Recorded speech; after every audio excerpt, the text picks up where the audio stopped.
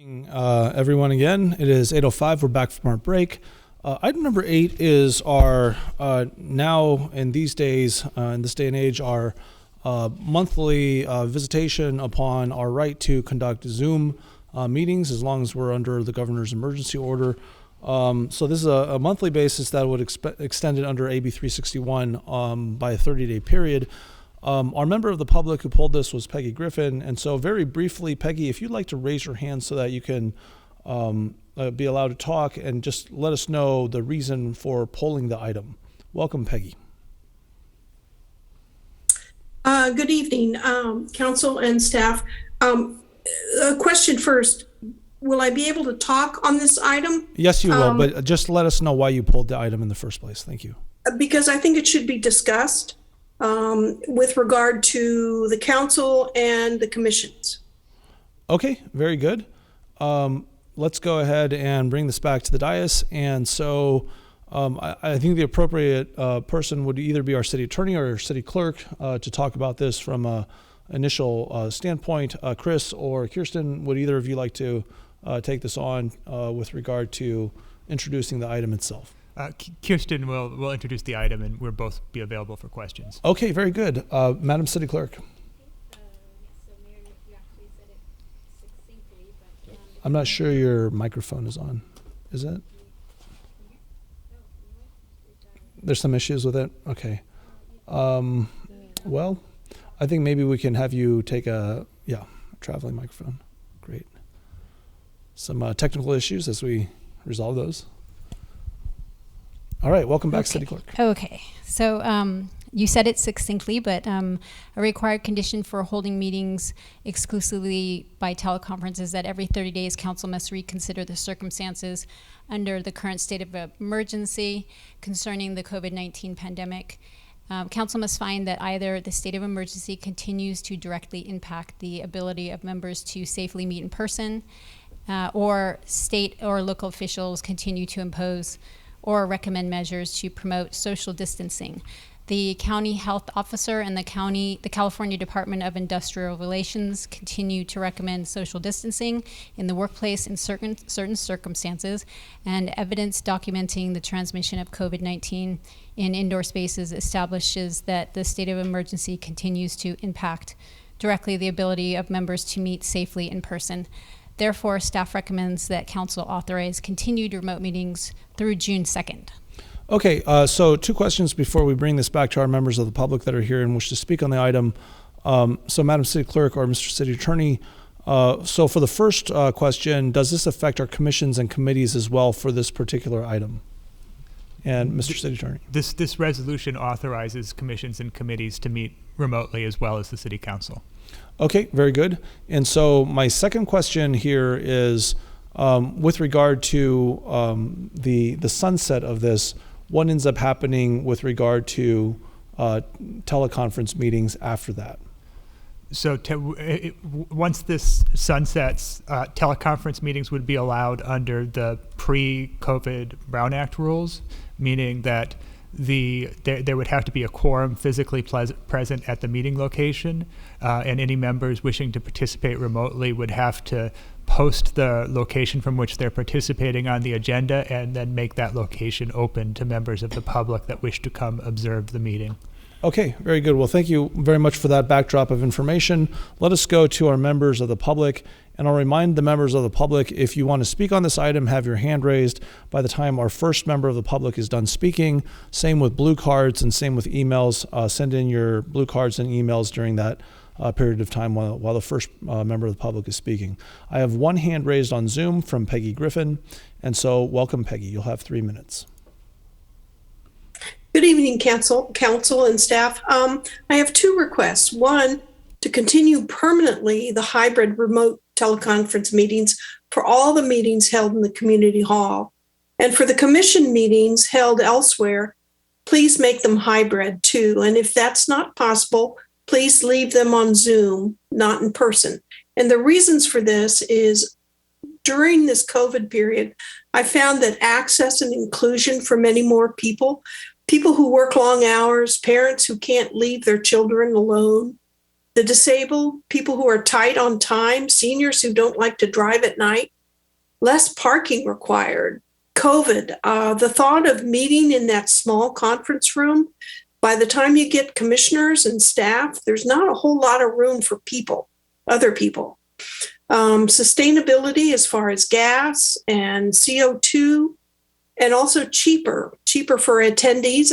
Gas is expensive and we limit our trips. Also, as long as I've been here, I still don't know all the rooms in City Hall. And so I don't know where all the commission meetings are held, but I can click on a Zoom link. And also when it's on Zoom, it's recorded. And so if I miss a key commission meeting that I wanted to attend, I can get the Zoom recording. So for all those reasons, I think that the pandemic has brought us a new option, and I think it's working. Thank you. Thank you very much, Peggy. Our next member of the public is Lisa Warren, and we also have a hand raised from Rhoda Fry. Welcome, Lisa. Thank you. I guess if I'm understanding what it is you're trying to decide upon, my feeling is that City Council, you should all be there. We who can be there should be able to be there with you. And those who can't be there, the hybrid is a great option. I would say the same for Planning Commission, that I believe it's best if they are all in their normal spots at Community Hall, and there's the ability for people to come in person or not. I have an issue with certain meetings that, for instance, when the CEP for the housing element was being held last time, there was so much confusion with some things, and I take that back. It was the Planning Commission meeting that EMC was presenting at.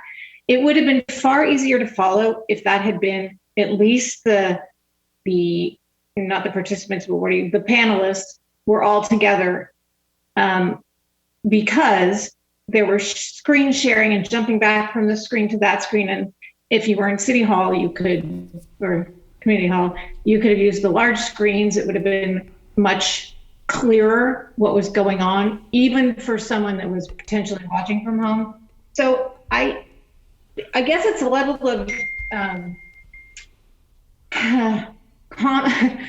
complications in a meeting that make it better in person, but I do think you get more participation when there's an option for the public to be in a Zoom. I just think that you guys should be there, and Planning Commission too, and quite frankly, probably Parks and Rec. I think it's sort of not a one size fits all. So I hope that makes sense. Thank you. Okay, thank you, Lisa. Our next speaker is Rhoda Fry. Welcome, Rhoda.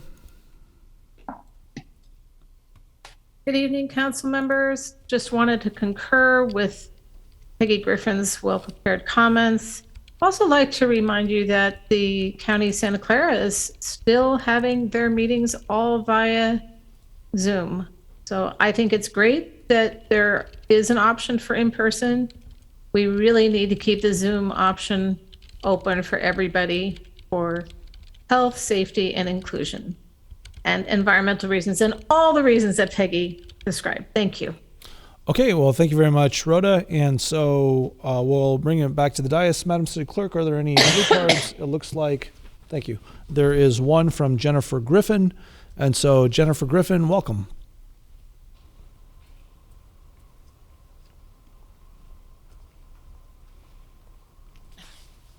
Hi, I hadn't thought I was going to speak on this one, but the previous speakers did bring up some interesting points, and Peggy had some really, really good statements. So did Lisa, and so did Rhoda.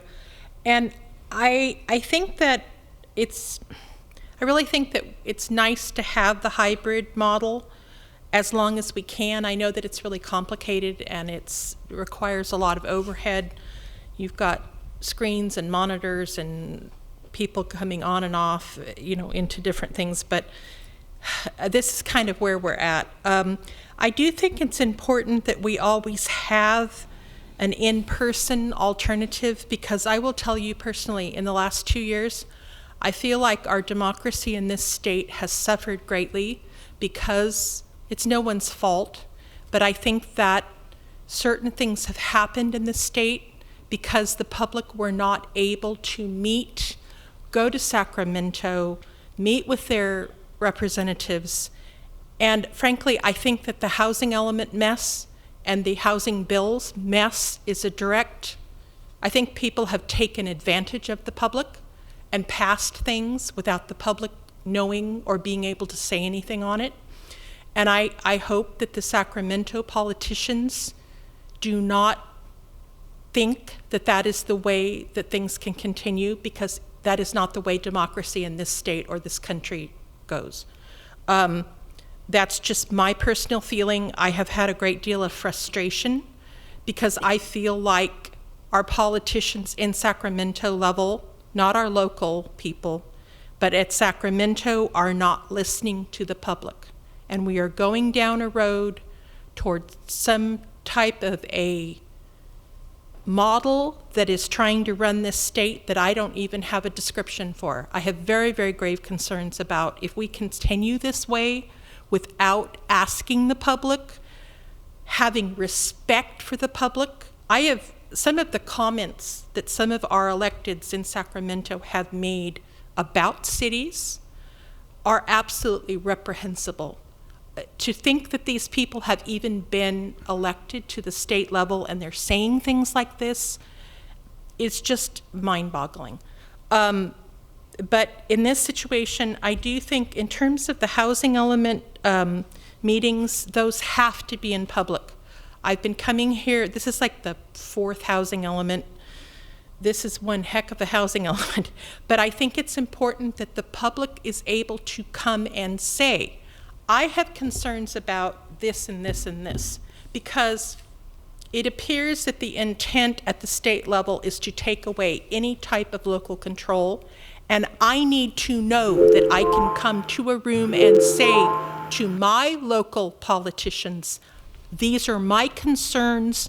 I live in this city, I live in this state, and I either feel pro or con about this. So thank you very much. Thank you very much, Jennifer. And Madam City Clerk, do we have any email comments that came in during the first speaker's time? No, Mayor.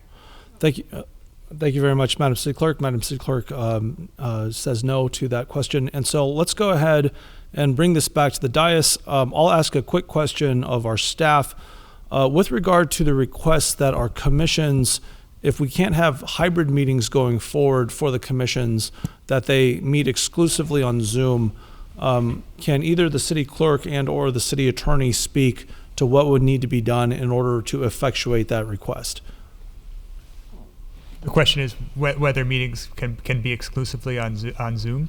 Yes, I believe that the first speaker stated that there would be a preference for hybrid meetings for commissions and committees, and if that were not possible, to have those meetings exclusively on Zoom. I think this is probably a good legal edification exercise, because from what I understand, Mr. City Attorney, I think that would be more challenging than having meetings exclusively live given the legal regime. I think state statute would actually have to affirmatively change quite significantly for us to have exclusively Zoom meetings for commissions and committees. That's true for a permanent basis. If this resolution is adopted, we could continue to have fully remote meetings for the next 30 days, and we could continue renewing this resolution as long as the findings could be made. But on an ongoing basis, it would be very much needed to have a change in state law in order for us to allow the commissions and committees to meet exclusively on Zoom outside of this current mechanism. Is that correct? And that is correct. It wouldn't be possible if the state declaration of emergency is lifted, mm-hmm. or two, if we're unable to make the health related findings. And I apologize if I could just have one more question before opening back up to the City Council. So either yourself, Chris, or our city clerk, can you either of you speak, or both, to the question of whether Zoom meetings are allowed under normal circumstances, video meetings are allowed under normal circumstances for either the council or the commissions and committees? Is there a differentiation between those two groups? There is not. There's not. Yeah. So Okay. fully remote meetings will not be possible under current law. Once we get past the ability to continue to renew the resolution that you're considering tonight. Okay, so what I'm hearing, as the council may do, so may the commissions and committees and vice versa. And so, Madam City Clerk, is that also your understanding of how this goes? Yes, that's my understanding as well, Mayor. Okay, let's bring this back to the city council. Mr. City Manager Troop, did you want to It's speak not on the this? legal perspective, more on the operational side. I've already been discussing this with the department heads, and their preference is to also remain in a virtual mode at this, as long as they can, because there are issues with the video team, having enough of the team, that many different commissions, different nights. It would be best if we remained in the Zoom situation for Zoom only commissions. environment as opposed to a hybrid environment. Correct. Where there's live. Hybrid was much more difficult for everybody, and so we gave out the option all in person, hybrid or Zoom. But the issue with the hybrid is we need more video team members to manage all the different meetings going on. Because you have a live meeting and a video meeting going on. Yeah. Okay, well, I promised for your last question before I call on Vice Mayor Chow. If we notice a live meeting right now, is it theoretically possible for all of us to Zoom in, so to speak, under the current provision that we are looking to extend here? And I think that's to legal counsel. Yeah. Yes, you could notice a hybrid meeting, and the public would be able to attend in person, and you would be able to hold the meeting even if all 5 of you were remote. Okay, as long as it was noticed as hybrid. But if it's noticed as live, of course, it would only be live available, correct? That's correct. If it was not properly noticed as hybrid, then you would have to be done as having some kind of video component, we wouldn't be able. Yes. Okay. With the exclusion, I guess, of the default Brown Act requirements that you can have a majority, right? But would you still need to notice that as a teleconference for the other 2 or the non-majority members? So if you're talking about under the rules we're currently operating under, there's under the normal Brown Act requirements. Okay. And the normal Brown Act requirements, at least a quorum would need to be physically present, and then up to 2 members could participate remotely if the location were noticed and open to the public. Okay, so there are pretty onerous notice requirements. Okay, well, Yes, thank you very much, correct. Mr. City Attorney. Vice Mayor Chow. So under the normal Brown Act requirement, does the City Council need to adopt any kind of a resolution to allow some members of the council or commission to attend remotely, or not necessary? No, it's not. It's the council could adopt procedures for doing it, but generally it's at the discretion of the member, and as long as they comply with the Brown Act requirements. Okay. I think the public is, so I think there is a distinguish between the board and the public. Even if we are all in person, if we want to allow public member to make public comments virtually, I think Brown Act doesn't govern that. That's correct. So we can always allow that. That's correct. Remote participation by members of the public or staff does not have Brown Act implications. Okay, so I think that's what they are requesting, is to forever allow an option to attend all the committee commission meeting virtually. And then, and then also that I think we attended the Fremont Union board meeting the other day. There is a new device that has multiple cameras that it will detect who is speaking and actually follow a speaker even as they walk, and automatically switch and even have multiple camera on the Zoom. So there is technology there. You don't need a video team and they can even detect the switch between cameras. So I think IT should really look into that. And I see that there is even a desktop version. You can just put one in conference room table. The Fremont Union has it on a pole. And then if we can do what we are doing now, all the commissioners, even physically present, also log into a Zoom, I think that their hybrid meeting will be possible. Yeah. Thank you, Vice Mayor Chow. And anyone else have questions on this item before we entertain a motion? Councilmember Way. So if I listen correctly, Mr. City Manager, it might be difficult or challenging for all commissions to meet hybrid because of the operation of the staff. That's correct. That's why when I was talking to the staff, the video team as well as the department heads, the discussion came back to just remaining virtual because we didn't have enough bandwidth to do the hybrid. It became too complicated for what we have right now. Right. So yeah, right. So it does seem that with regard to a hybrid meeting, you wouldn't necessarily need to have it telecast. We could basically have essentially a live, I think, Zoom meeting, similar to sort of what we're doing right now. But I think, to Vice Mayor Chow's point about current technology, I would say that the video crew would still, serve a very valuable function of trying to make sure these various iterations are worked out.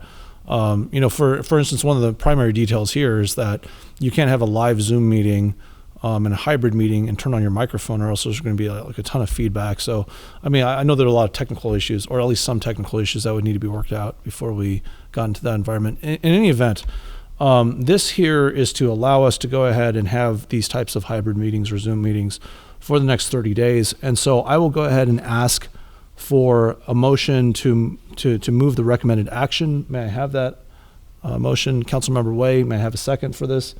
Councilmember Moore. And so, Councilmember Way, if you would vocally move that, please. So moved. Councilmember Second. Moore. Thank you. All right, thank you very much. Seeing no further comments, let's go ahead and vote with our lights on item number 8. The motion carries unanimously. Thank you very much, Madam City Clerk. And now we are on to item number 9. Item number 9 is the consideration of a donation from Marilyn Francesco for a memorial plaque to be placed on a bench in Memorial Park in memory of Robin Andy. And so I'm going to go back to our member of the public that requested that we pull this item. And again, Peggy, if you wanted to speak on this, please raise your hand on Zoom and give us a brief summary of the reason that you are pulling the item. Welcome back, Peggy. And this is Council. The Sorry. reason I pulled it was that Peggy, stop, pause for a second. Video crew, this is not a 3-minute timer issue. I'm just asking for a very brief summary of why this item is pulled. Sorry about that, Peggy. Peggy, please proceed. the reason I pulled it. Oops. We can Can hear you hear me? Yes, we can hear you. Okay. The reason I pulled it was I think there should be some discussion about the policy of when a plaque is used. Typically, when you see a bench with a plaque on it, it's assumed that the donor bought the whole bench. And so, and they're really $114 to purchase a bench or a plaque, and then how many plaques on a bench, and what if the bench goes away, and all this kind of stuff. I think it should be discussed. Thank you very much, Peggy. And so let's bring this back to staff. Mr. City Manager Troop, is there a staff member that can provide a summary of this item prior to us considering it on the dais from council? Yes, thank you. Our Parks and Rec Director, Joanne Magrini, will be doing that. Okay, very good. Thank you, Jim. And welcome, Director Magrini. Good evening, council members and honorable mayor.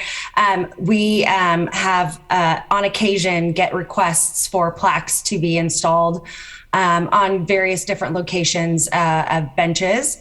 And we agree that we need to work on a policy for memorial plaques and benches, and looking around at what other cities offer.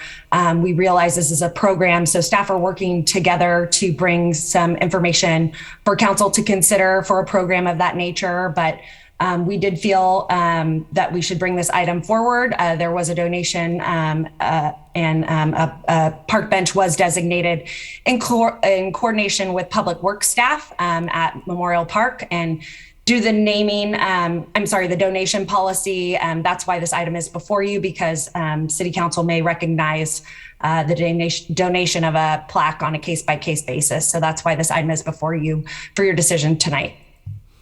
Okay, thank you, Director McGreeny. And to clarify, Director McGreeny, the donation is for the plaque and plaque only. Is that correct? Correct. Okay, let's go to our members of the public that would like to speak on this item. And so I'll remind our members of the public, if you'd like to speak on this item, please raise your hand. You'll have 3 minutes to speak. Currently, I don't see anyone with their hand raised.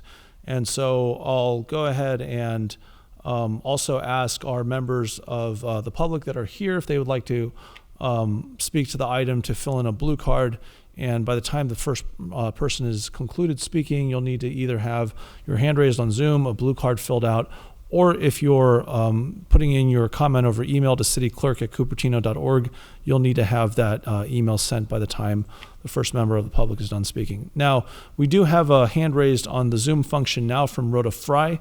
And so Rhoda, welcome. You will be the first speaker on this item. That's item 9. And you'll have 3 minutes to speak. Welcome, Rhoda. Rhoda, we can't actually hear you. I'm not sure if that's... There we go. How's that? Very good. Welcome. Sorry, I had my microphone muted. Anyway, good evening, council members. I saw this item, and it's always tragic to think about creating a memorial plaque. But it made me think about the general issue. And, at some point we're going to be running out of benches at Memorial Park. And so I think that I'd like to see the council take on this general issue about how plaques are designated in the city. You may recall that we had a similar discussion about naming buildings years ago, when we were talking about when there was a proposal to put a name on the library. So anyway, I think the general issue needs to be discussed. I thank you very much. Thank you very much, Rhoda. And so I don't see any further hands raised on the Zoom function at this point. And so I will go ahead and bring this back to our dais. Madam City Clerk, are there any blue cards filled out for this item? No, Mayor. Okay, and were any members of the public emailing you during the time that Rhoda was speaking on this item? No, Mayor. Okay, let's bring this back to the dais then. Would anyone like to ask any further questions at this time before we entertain a motion? Councilmember Moore, then Vice Mayor Chow. Okay, thank you, Mayor Paul. So I would actually like to have the city attorney review the donation policy, which we have in our packet, because my reading on it is a little bit different from how this was being presented to us. And I have some concern about the that there is no object being donated, and the donation policy seems to indicate that there would be a donation of something like public art, land, real property, concessions, appurtenances, all sorts of things. So I'd like to understand that part, because my reading on it isn't that you simply donate money for a plaque, but that you are providing something tangible. And so I'd like to understand that. And I do, when I first read this, I thought perhaps it was for the memorial that we have there, that is needing some care because some of the granite plaques have fallen off. I thought maybe this was a request for a veteran. I am not seeing that is in the case. So I'm wondering, I think we do need to discuss this, because like the member of the public said, we will run out of benches, and then if we are changing the way the entire park is furnished and what's being provided there, it may be that some of these benches are going to be removed. Becomes kind of a delicate situation if you have a bench that now has a memorial plaque on it and you're taking it out of the park. What do you do then? I think that this is a very delicate matter, but we do need to tread into these waters and talk about it. And likewise with the memorial, what do we do? Should we need to expand? And anyway, so I'd like to hear what the interpretation is of the donation policy. Thank you. Thank you, Councilmember Moore. And Mr. City Attorney, or I guess this would be a question for you, Chris, or Mr. City Manager. I gleaned some questions from Councilmember Moore's commentary, and so would you like to follow up on that? Yeah. So I believe Joanne indicated that her staff is reviewing the donation policy. Certainly, the city attorney's office would be part of that review. I'd say if council is uncomfortable with taking action on this item before that review is completed, I would suggest that council not take action on the item. Okay, thank you, Mr. City Attorney. And so let us go ahead. Councilmember Moore, you have your hand raised again. And to the city attorney, I personally am uncomfortable taking action on this item. And I think it leads us into a certain precedent where an individual could say, I would like a plaque and I want it to be on this object, but I'm not donating that object. I'm donating the plaque, and the city did this in the past, now you're going to do that for me. And I think that could be pretty difficult. Thank you. Thank you, Councilmember Moore. Next we go to Vice Mayor Chow. Actually, I couldn't find what's the amount of the donation. The donation is simply the plaque, Vice Mayor. $114, I heard. That's all. So, yeah, I can imagine maybe 1,000 people would want to make that donation, and they didn't know this is something they can do, and then one person is somehow aware of this thing they can do. This seems to be unfair to a lot of other people who would like to do the same thing. And then I agree that what if we want to renovate the park and have to remove that plaque? What happens? And it could be any random name on a public property. I have concern about that. And also I would like to know, when this comes back, what other memorial plaques we have been donated in the past, and how much was the donation all over the city. I think we need to have information on that too.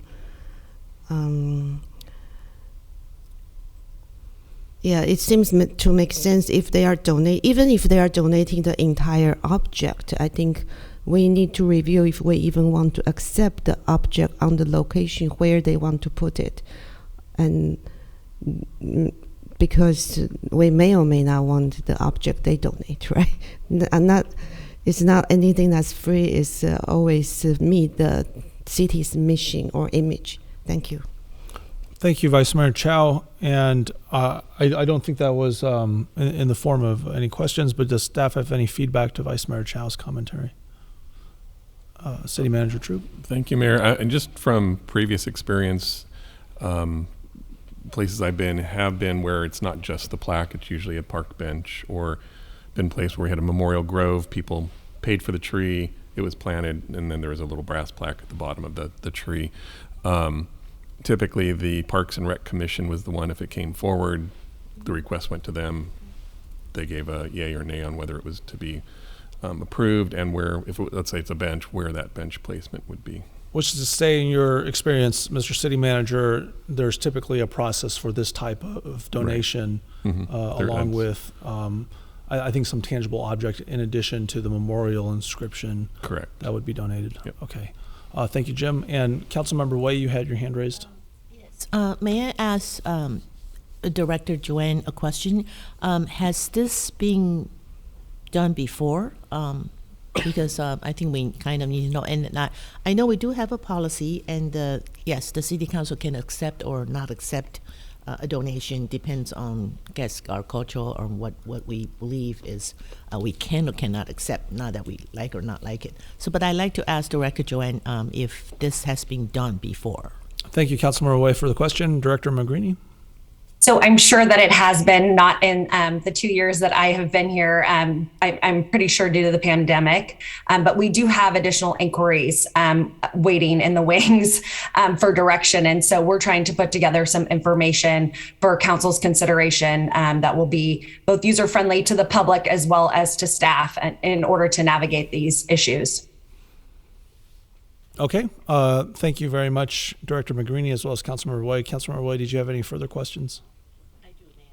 Yes, please, before we go to Councilmember Willie with the hand raised. It is very difficult for family, mother and friends, because I did make a donation to the Cupertino Library when my daughter passed away, and the teen room does have her plaque. And then when the library was remodeled, they removed it but put it back somewhere else, and I'm okay with it. So the question about if the bench goes and where do we put the plaque, I think the city staff really are very caring, and they notify me and they let me know, and then I'm okay with it. So my heart goes to the family and the mother, and I do believe that it's very meaningful for them. Okay, thank you, Councilmember White. Councilmember Willie. Yeah, I think my comment would be, I would share a little bit of the concern about the city winding up with objects that are going to potentially cause difficulty when subsequent changes are done. I do appreciate that when somebody makes a large donation, I mean, Richard Lowenthal donated that land for the Linda Vista Trail, and I believe there's a plaque there at the front. I don't remember what's on the plaque, if it actually has his name, but there is a plaque there. I can definitely see that if somebody's going to step forward and provide a trail or a piece of land, or, gee whiz, people fund libraries, or the Arizona State University has the Walter Cronkite building for communications. When somebody goes to those extreme cases, by all means, recognizing them. So now, where would I go in terms of providing things for the community so that they could have some type of memorial? Well, at Memorial Park, we already have the War Memorial, for which residents can pay for a brick and have their loved ones that have served in one of the wars put on that. I would be in favor of considering a place in our revised Memorial Park for community memorials, so that if there is an area, maybe it's surrounding where all the benches and tables and barbecues are, that people could then pay for a brick and put X number of words on it saying this is in memory of a husband, a wife, a child, and it then is open to the whole community, and it should not be impacting the changing the configuration and where do we move this bench and is it going to be acceptable. So I see those different categories. I really would like to see something.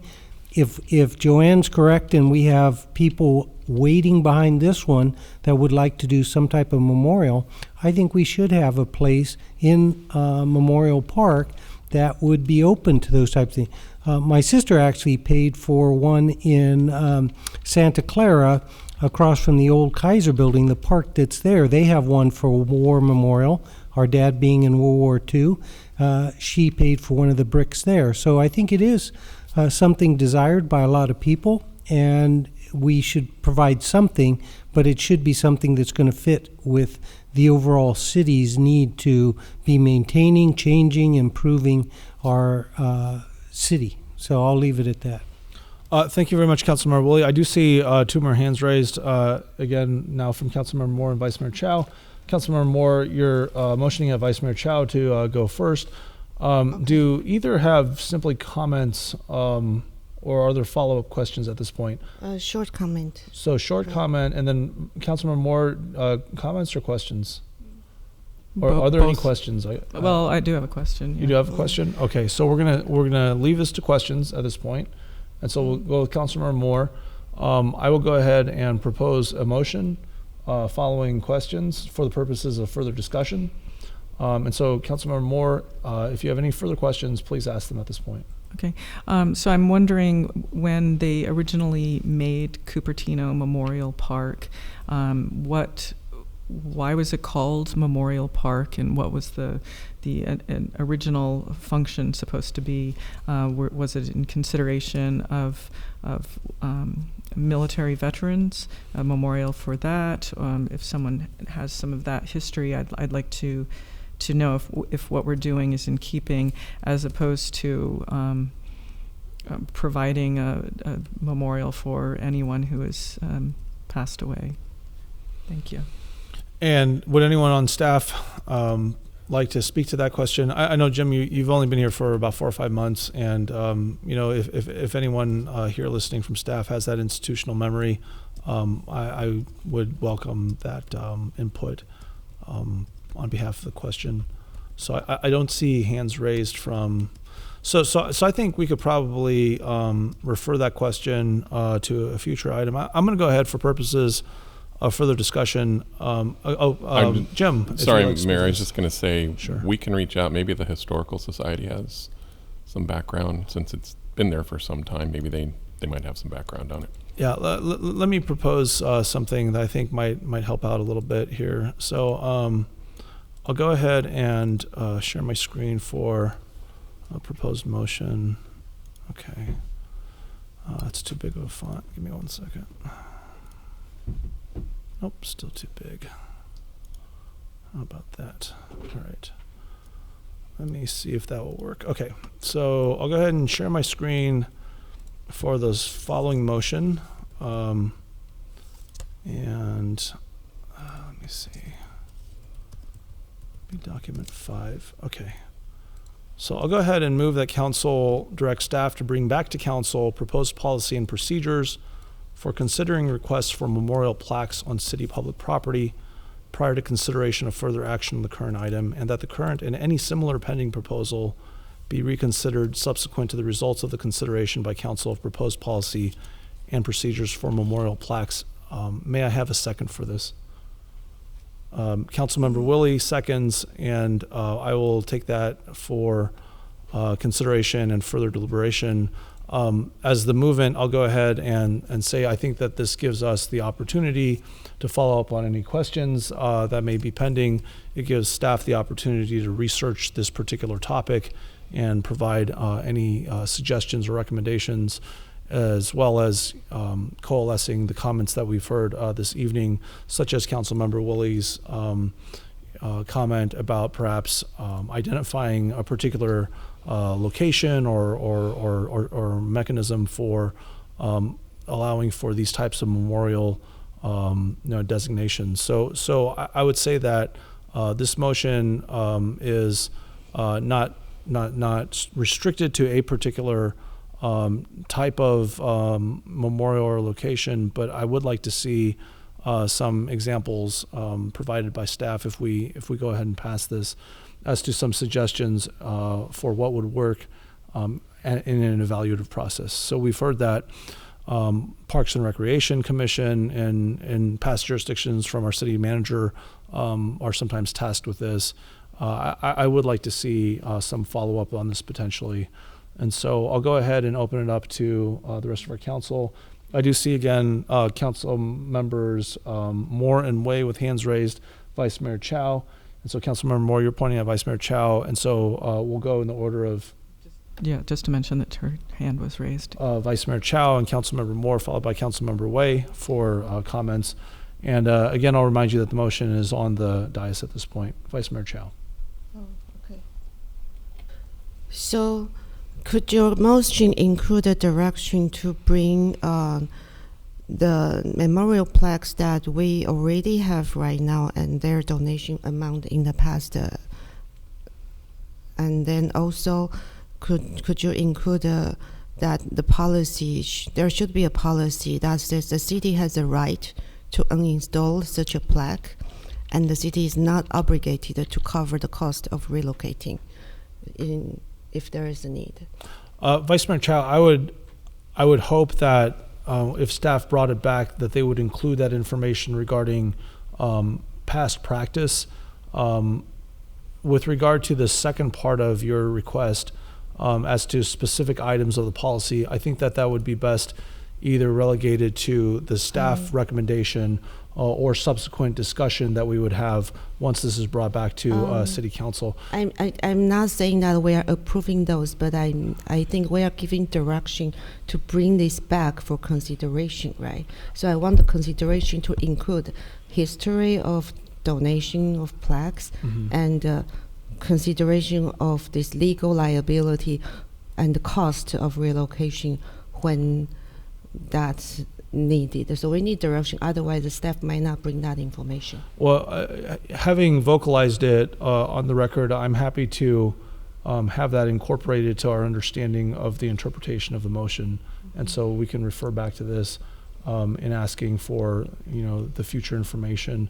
Hopefully, if this does pass, staff will take that under advisement and bring that material and information back to council for our consideration.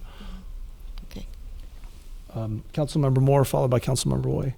Mayor Paul, could you put your motion back up so we could see it? One of the things I'm concerned about is that it's a donation policy, and I think we should be having some discussion about what items that we'll accept for donation, and I'm not sure that it's covering that. So this is talking about requests for memorial plaques as opposed to our donation policy. And that's a little bit different. So if that's what the motion is, I disagree with people being able to spend a little over $100 and put a plaque on city property. And also within the donation policy, we do have a statement. The city, let's see. There's a part where you're not allowed to, so no city building, facility, structure, equipment, or furnishing can be named after a donor, and the city may recognize a donation by a plaque. So to me, that means you donate something, and then the plaque is put on it. So you have a donation by a plaque affixed to the appropriate city building, facility, structure, equipment, or furnishings. And in this case, I'm a little dismayed that there has been any past practice of people just purchasing a plaque and having it attached to items, because that does not appear to be following the 2017 policy. So my reading of this policy is that an object was supposed to have been donated. I think the object should be of some kind of value, and so I kind of think about what the city manager mentioned, and that was ordinarily there's an object like a bench that's being donated along with a plaque. And not too many months ago, I was at the Lady Bird Johnson Botanic Garden, and there were donations for many different sections of the Botanic Garden. Some people donated whole fountain areas and groves and buildings and all different kinds of benches that were done very artistically, and so there were names of people all over the entire park, and that's what I'm used to seeing, and that's what I would like to see here in the future, and that there should be some like object kind of cost threshold where you then you get to have the plaque attached. So, I mean, we would have to come up with dollar values and things of that nature. Thank you. Thank you, Councilmember Moore. I'm sharing my screen now for Policy 9 under Donor Recognition Guidelines. And so, in reference to the policy that you indicated, that's number 2 under Roman numeral 9, no city building, facility, structure, equipment, or furnishing can be named after a donor. And so I just wanted to share that because I wasn't able to initially identify which policy you were referencing. So I just wanted to confirm that that's the policy you had mentioned. I mentioned that one, but also the next one, 3, the city council may recognize a donation by a plaque. So the plaque is not the donation. You donate something, and then the plaque is attached. Okay, thank you very much, Councilmember Moore. And so let's go to our city manager, Jim Troop. You had your hand raised, Jim? Thank you, Mayor. I was just going to say, we'll bring all of this back because we're going to be bringing back a full policy. Mm-hmm. We can get into much more detail at that point. I think once you see a policy is better, then we have at least a baseline, a guideline, some kind of format to go off of versus we're sort of throwing everything out there. Right. I think staff has already been working on something and we can finalize it and bring it back. I think that'd be the best avenue. Okay, well, thank you very much, Jim. I will say that I think Councilmember Moore makes some excellent points reading the policy vis-a-vis what's being asked at this point, and perhaps part of that referral to staff can be a matter of looking at these various scenarios. A plaque, of course, is not the only time that we could be looking at a potential falling of a donation under this particular policy or a future policy that we evaluate for the public purposes of trying to see whether it makes sense to accept a plaque. And so I think a plaque on a park bench is something that we all understand and respect and very much commiserate with our member of the public, but at the same time we want to be fair to everyone, and given the fact that there is probably a fairly significant demand for this type of memorialization. If we were to accept this particular request, I think a policy would be in good order for future referral. So if that's satisfactory, I'd be happy to consolidate those comments into the referral. But I do have the hands raised from both Vice Mayor Chow as well as Councilmember Wei, and so let's go on to Vice Mayor Chow at this point, and then Councilmember Wei. So I agree with Councilmember Moore, and maybe we need to amend. So you are planning to modify the motion? I'd be happy to. I don't have a particular ego about this, so if you want to make a substitute motion, I'd be happy to entertain that at this point. If Councilmember Moore makes a substitute motion, I'll second it. Well, I'm not really entirely sure how to do this. I would. My preference is actually that this goes back to staff and they bring some modifications and clarification of the donation policy back to us. And because my read on it is that this suggestion for this agenda item actually doesn't qualify for us to agree to this donation. There's no object being donated, and I'm sorry to say that, but that is my reading of this policy. So I'd like to have that clarified. Councilmember Moore, I have to interject before we have Vice Mayor Chow. I mean, actually, under 9.2, I actually completely agree with you. It does explicitly say no city building, facility, structure, equipment, or furnishing can be named after a donor. And the way I read this, I would think that if you were to fix a plaque, that had a particular person's name on it, it would be something, if it's not the specific donor, it is the particular person being recognized or memorialized. And so I think the clarification term that you used in your request is quite appropriate. Vice Mayor Chow, you had a hand raised next. So I'm trying to word a substitute motion. Okay. So maybe you want to go to Councilmember Wei. She raised her hand earlier. Okay, Councilmember Wei. Actually, I was going to second your motion because I think the staff can work on the guidelines we're talking about, and also with a modification. Okay, Councilmember Wei, thank you very much. We do have a seconder already, you have a second Councilmember already, Willie. okay. And so, may I add a...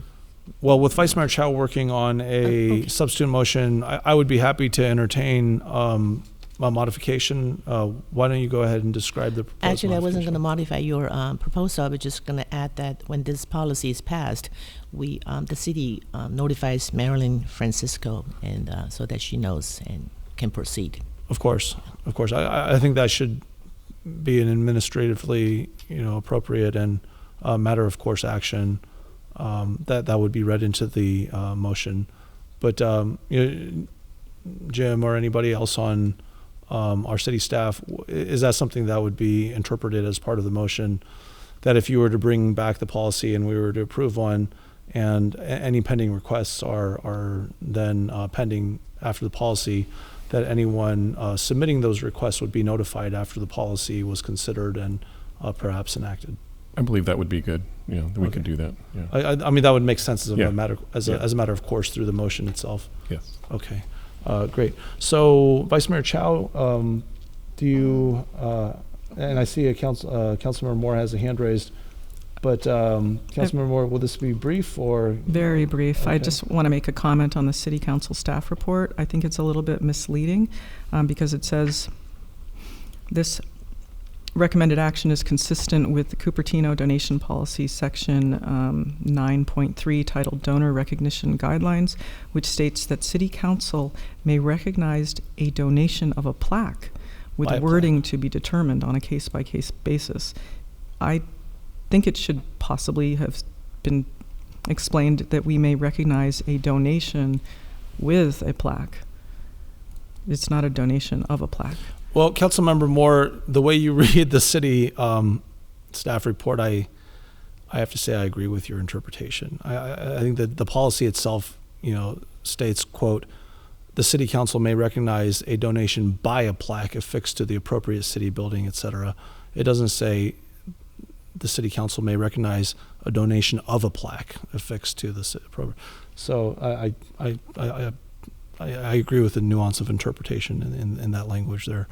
Vice Mayor Chow, are you ready at this time to introduce your substitute motion?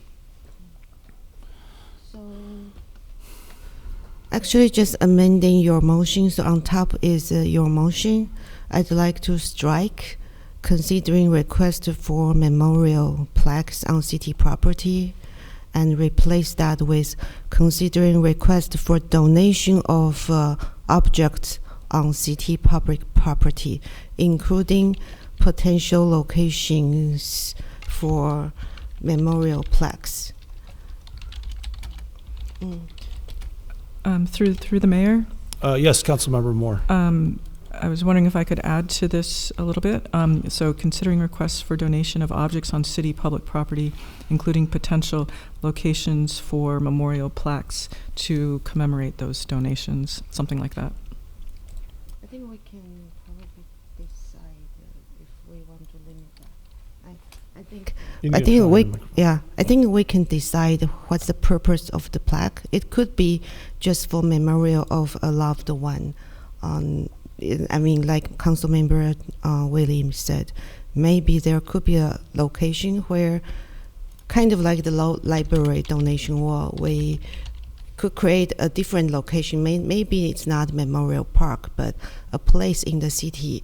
Residents can put in memorial plaques for their loved ones. I don't know. It's just potential. Let's consider that. Through It the, may not come with a donation of an object. okay. Through the mayor, I have a question for the city attorney. Please pose your question. I have a question. What? Imagine someone wants to have a memorial plaque and makes a donation, and council finds their request unacceptable, perhaps in memory of someone that they collectively don't want to see memorialized. Now, what happens if the city says no and we've said yes to others? Are we in some sort of legal situation? So by creating a place where people could be recognized in that fashion, you'd be creating what's typically characterized as a limited public forum under First Amendment law. So that allows the city to place content-based regulations. For example, we could, people would, it could be limited to a certain subject matter, and obviously people couldn't put obscenities and that sort of thing on a plaque. But the city would not be allowed to discriminate based on viewpoint. Okay, so thank you, and also through the mayor. So what you're telling me is that if perhaps a historical person that we've collectively found perhaps offensive in some way, we could not say no to if someone wanted to memorialize them. Is that correct? Yeah. If you found them offensive based on their some views they expressed, it would be difficult to exclude them from this program. That's correct. This hypothetical program. Thank you, Councilmember Moore. Councilmember Way.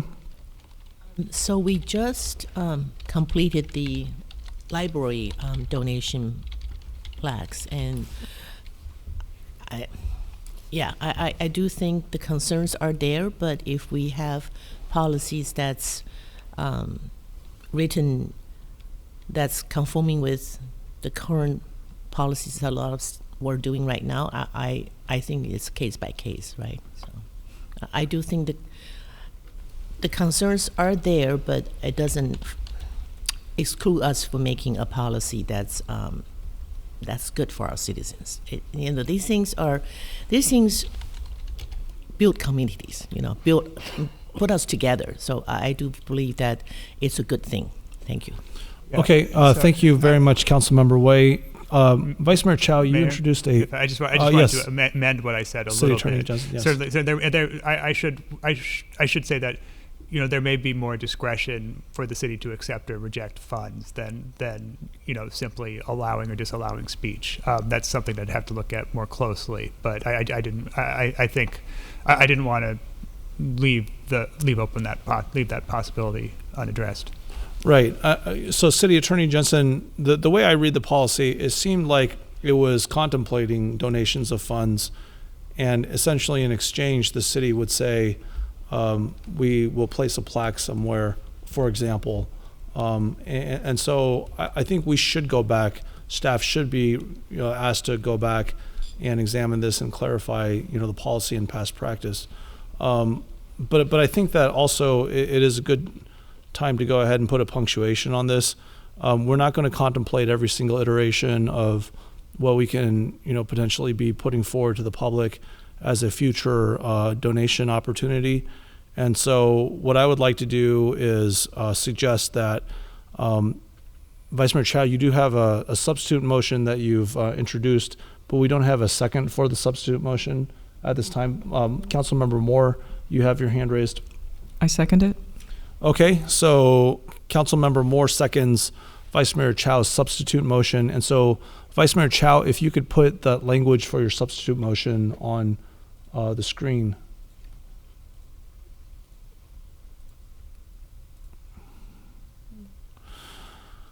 Okay, and so Vice Mayor Chow's motion would read as follows. I move that council direct staff to bring back to council proposed policy and procedures for considering requests for donation of objects on city public property, including potential locations for memorial plaques, on city public property prior to consideration of further action on the current item and that the current and any subsequent, strike subsequent, and any similar pending proposal to be reconsidered subsequent to the results of the consideration by council of proposed policy and procedures for memorial plaques.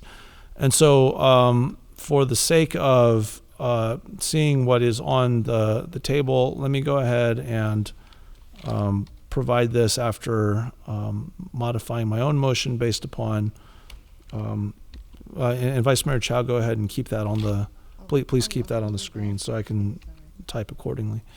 All right.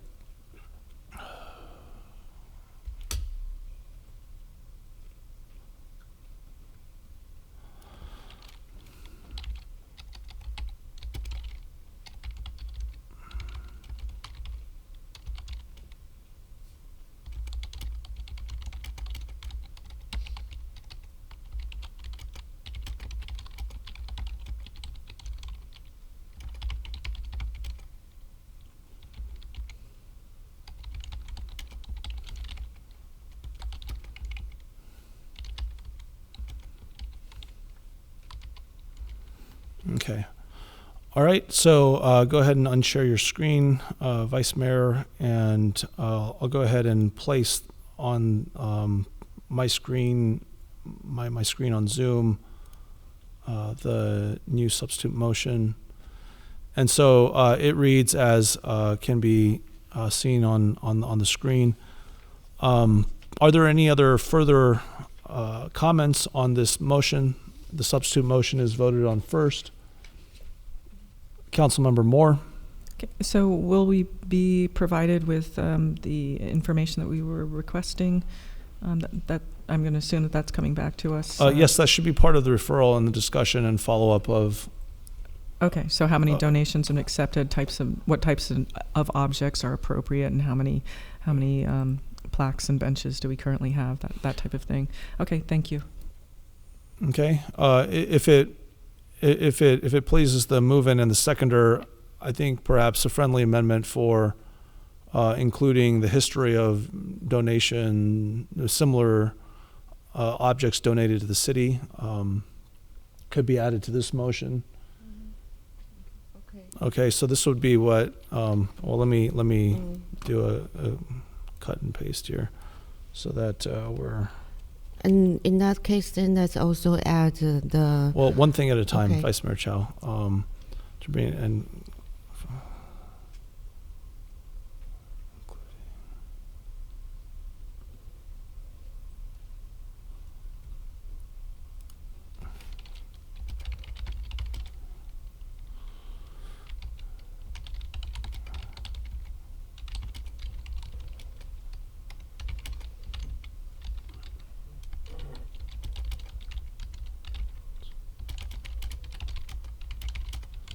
Okay, so this clause I'm adding, including historical information regarding similar types of donations to the city in the past, in this motion sentence. Vice Mayor Chow, what is it that you were looking to add as well? What I mentioned earlier, the policy should also consider relocation of the donated object of plaque, whether the city covers the cost or what's the liability for the city if we remove those objects. Okay. So the policy should include that, but what exactly is that policy? I don't know. The staff would bring recommendation on those. I further move that staff bring back to council recommended policies and procedures regarding movement of donated objects on city property. That's when the city needs it. I'm not going to add when the city needs it to that language. So is that acceptable to the movement and the seconder? Yes. Honestly, when we wordsmith, this tends to get a bit unwieldy. But I think point taken. I mean, and so, yeah, I think this is probably just an exercise in, kind of learning how to discipline ourselves when, we're putting forward these motions. But the motion as it stands is on the, let me go ahead and try to expand this out so that all the words can be captured, is on the screen. And so let me just get an explicit confirmation from the movement and the seconder. Vice Mayor Chow, do you accept these friendly amendments to your motion? Yes. And Councilmember Moore, do you accept those friendly amendments as a seconder? Yes. Okay. Are there any further comments on this motion, on the substitute motion? I don't see any hands raised. And so, Madam City Clerk, would you allow us to vote with our lights at this time, please?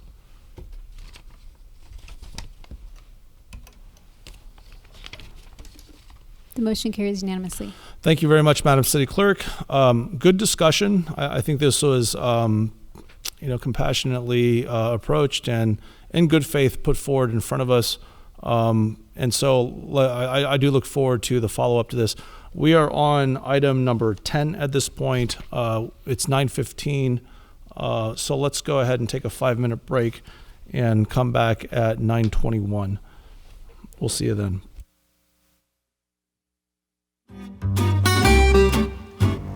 Back, everyone. We are now on item 10.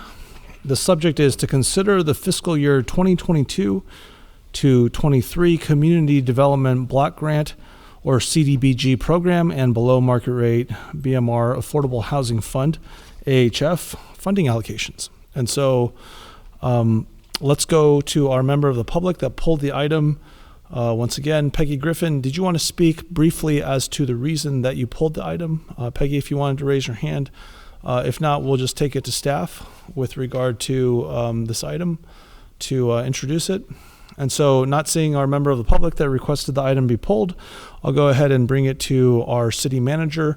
Mr. City Manager Troop, did you want to introduce the presenter from staff for this item? Yeah. Excuse me. Yes, I'm going to go ahead and first turn it over to Ben Fu, our CDD director. Okay, thank you, Jim, and welcome, Director Fu. Thank you, Mr. Mayor. Thank you, Mr. City Manager. I will hand off to our housing manager, Carrie Husler, for a brief presentation, and we'll be available for questions. Thank you. Okay, very good. Welcome, Ms. Husler. Good evening, Honorable Mayor Paul and council members. My name is Carrie Husler, housing manager. Are you able to see the presentation in front of you? Yes, we can. Welcome. Great. Thank you. I am here this evening to bring you the fiscal year 22-23 funding allocations for the city's Housing and Human Services Grants Program. These grant funds are available to agencies serving low-income households in Cupertino.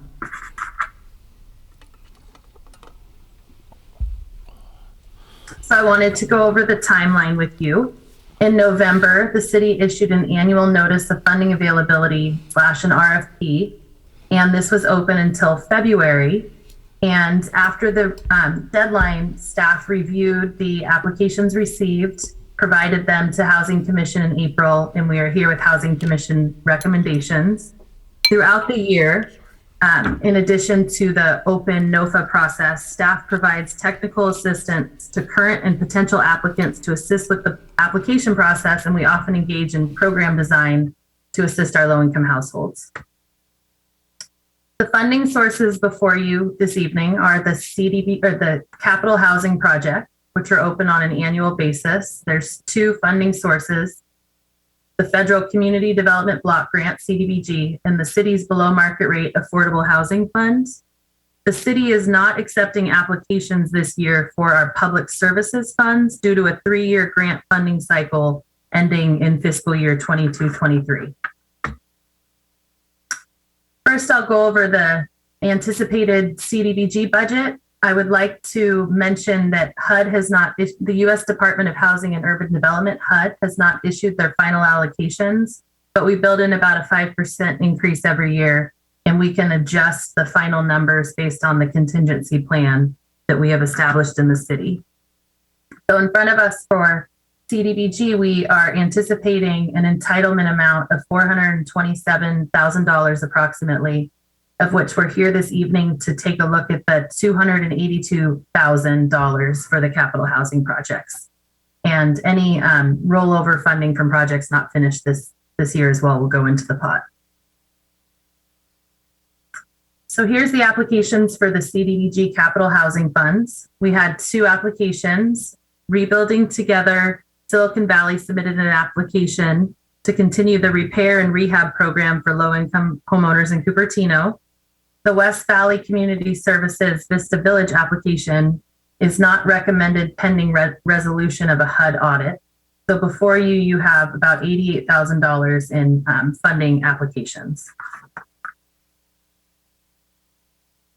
I wanted to go over the second funding source, the city's below market rate affordable housing fund dedicated to capital housing funds.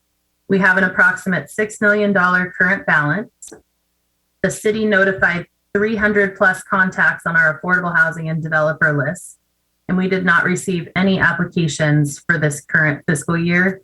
And we have received interest in these funding sources for future projects, but we did not receive any applications at this time for shovel-ready projects. I should also mention that the county runs a rolling application process for their funding sources, and we have the same kind of sentiment in Cupertino where if someone has a project in front of us, we would be glad to open the funding cycle and make a competitive process to award those funds. We don't want timeline to be a barrier.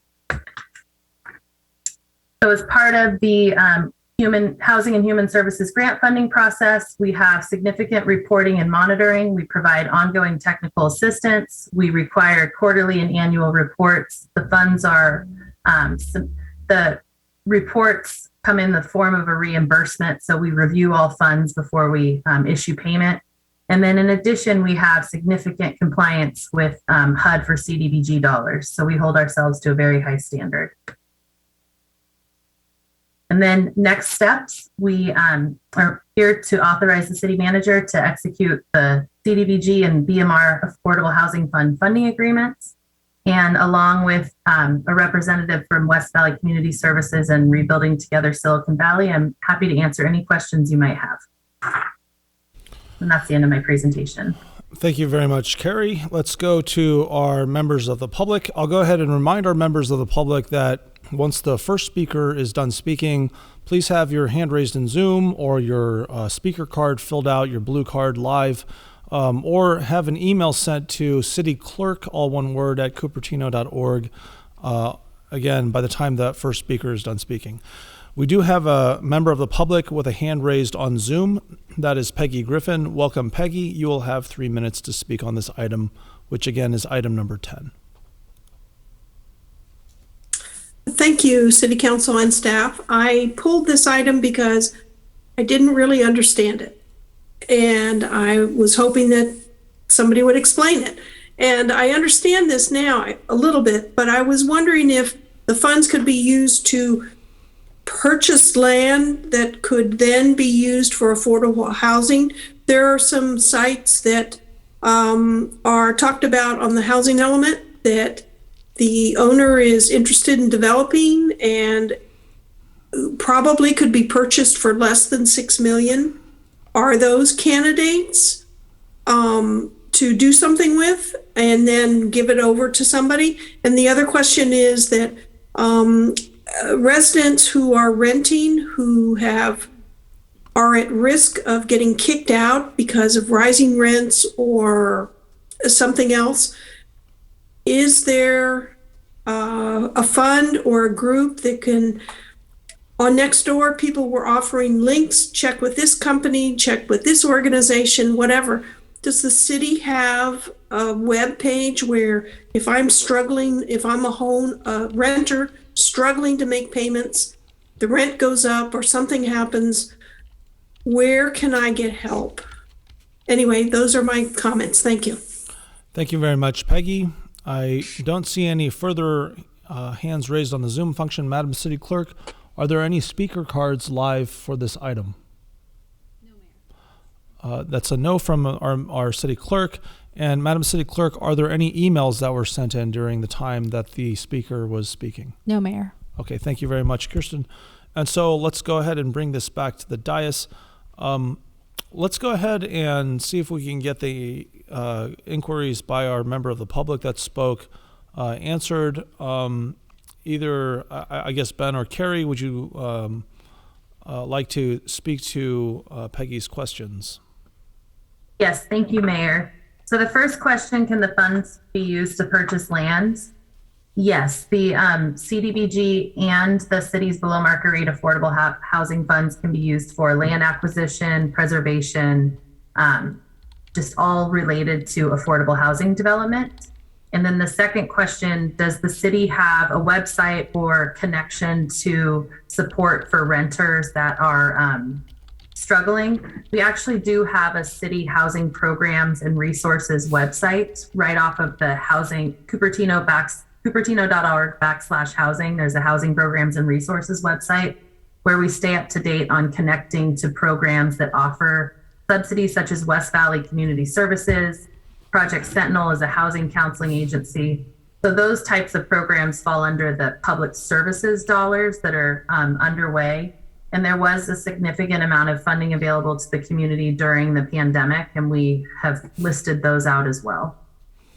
Thank you very much, Carrie. And I'll follow up briefly on a question regarding our municipal code. So I think Carrie or perhaps City Attorney Jensen can answer this. I think there's actually a pretty strong allowance in our municipal code for hearings administered by the city that could help potential renters in disputes with their landlords avoid the costly court process. Is that correct, City Attorney Jensen or Carrie? I do remember reading through the municipal code and realizing that we have a hearing procedure specifically for tenants in our code.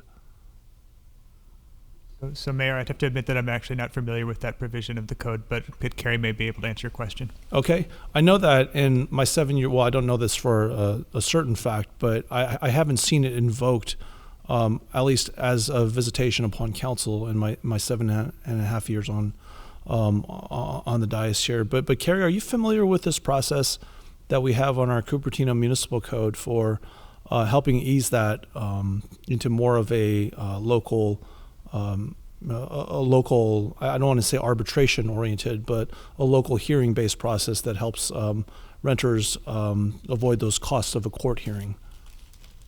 Mayor, I can speak to our current practice on landlord-tenant mediation. The city currently provides funding annually to Project Sentinel for tenant-landlord mediation services and for fair housing assessments. And those are provided to Cupertino residents free of charge. And I believe our housing element requires landlord-tenant dispute services as well. So we are underway with that contract with Project Sentinel. And anytime we have a request, they step in and support our residents free of charge. Okay, understood. And so I guess I would just make the request that, if that mechanism is active and available in our municipal code, that perhaps we get some kind of an update to the public as to that option available.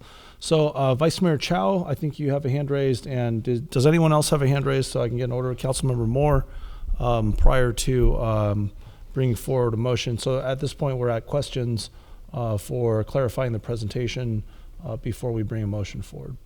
Vice Mayor. My understanding when I talk to Project Sentinel is they also help with negotiation when the rent price increase. So not only mitigation. And then as for funding for those who are facing eviction, I think when I talked to Josh Sello at the West Valley Community Service, the city did provide funding to help pay for rent. But he said they didn't get a lot of requests for those funding. It seems the federal government, there are other sources of funding for people without strings attached, and it seems like the funding we provide wasn't really in big demand. So, but I think, this is a question only, right? That's correct. Sorry. But I think it's true that many people don't even know the service provided by Project Sentinel or this kind of providers. We need to do a better job advertising them to our residents. And they say that they do get Cupertino residents as their client. Okay, thank you very much, Vice Mayor Chow. Councilmember Moore. Okay, Thank you, Mayor Paul. I think you're referencing Chapter 2.78, Landlord-Tenant Mediation, Issuance of Subpoenas. I would actually like to hear this city attorney at some point perhaps come back and explain if this, what this particular chapter means for us. There's a question for Carrie. I'm trying to locate a complete list of the below market rate rental homes that we have in the city, and I did find a 2017 list of the BMR rental units, which includes Vista Village, and the current list from 2021 doesn't have it on it, and I don't understand why it's missing. And then I did see some previous upgrades have been made to Vista Village, so my concern is because we do have I believe it's 67% of our BMR rental units are going to be going offline because they are reaching their term, and I'm wondering when Vista Village might be reaching the end of theirs. I believe it was built in 2002, so I'm wondering how much time is left on it. Thank you. Thank you, Councilmember Moore, and thank you for the reference. I was actually looking for that part of the municipal code myself, 2.78, greatly appreciated. And with regard to the question asked by Councilmember Moore, I suppose we can either reference our Director of Community Development, Ben Fu, or Carrie Husler to answer that specific question.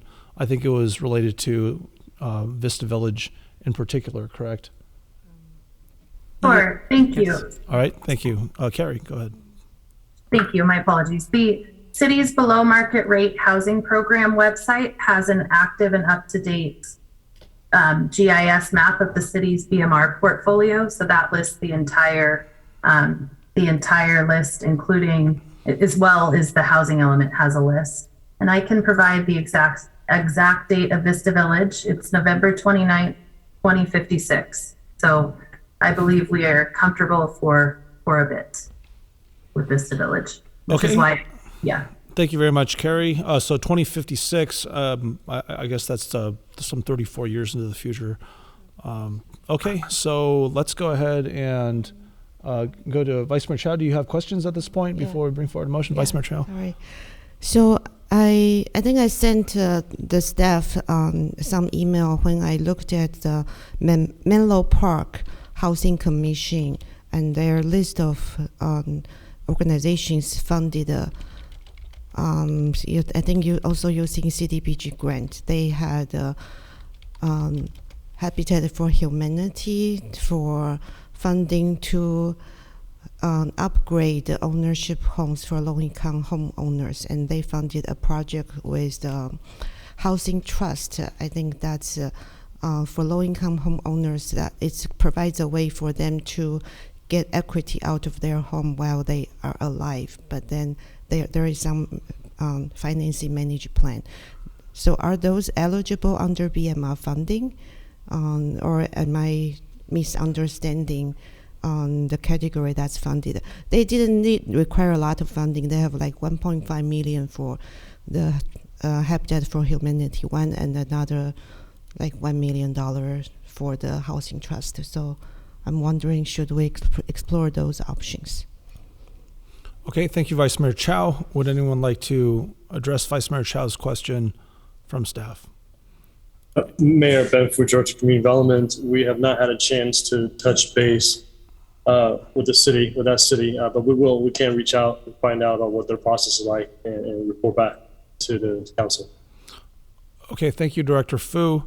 Let me go ahead and bring this back to the item itself. So under item 10, the recommended action is to authorize the city manager to execute the fiscal year 22 to 23 Cdbg and BMR AHF funding agreements. For the purposes of further discussion, can we have a motion to bring that forward? Councilmember Moore? So moved. Is there a second for this recommended action? Vice Mayor Chow, seconds. Okay. I'll second. And I know you have a hand raised, Vice Mayor Chow, and so please proceed. I think my question is not whether we looked at Menlo Park's program. My question is whether this type of program could be funded under the BMR fund, the $6 million we have.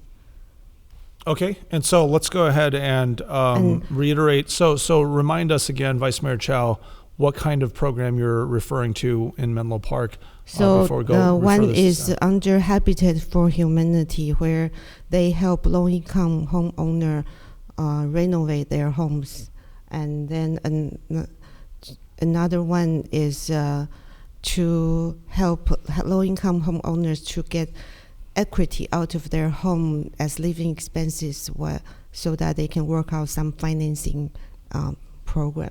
That's called a housing trust, I think.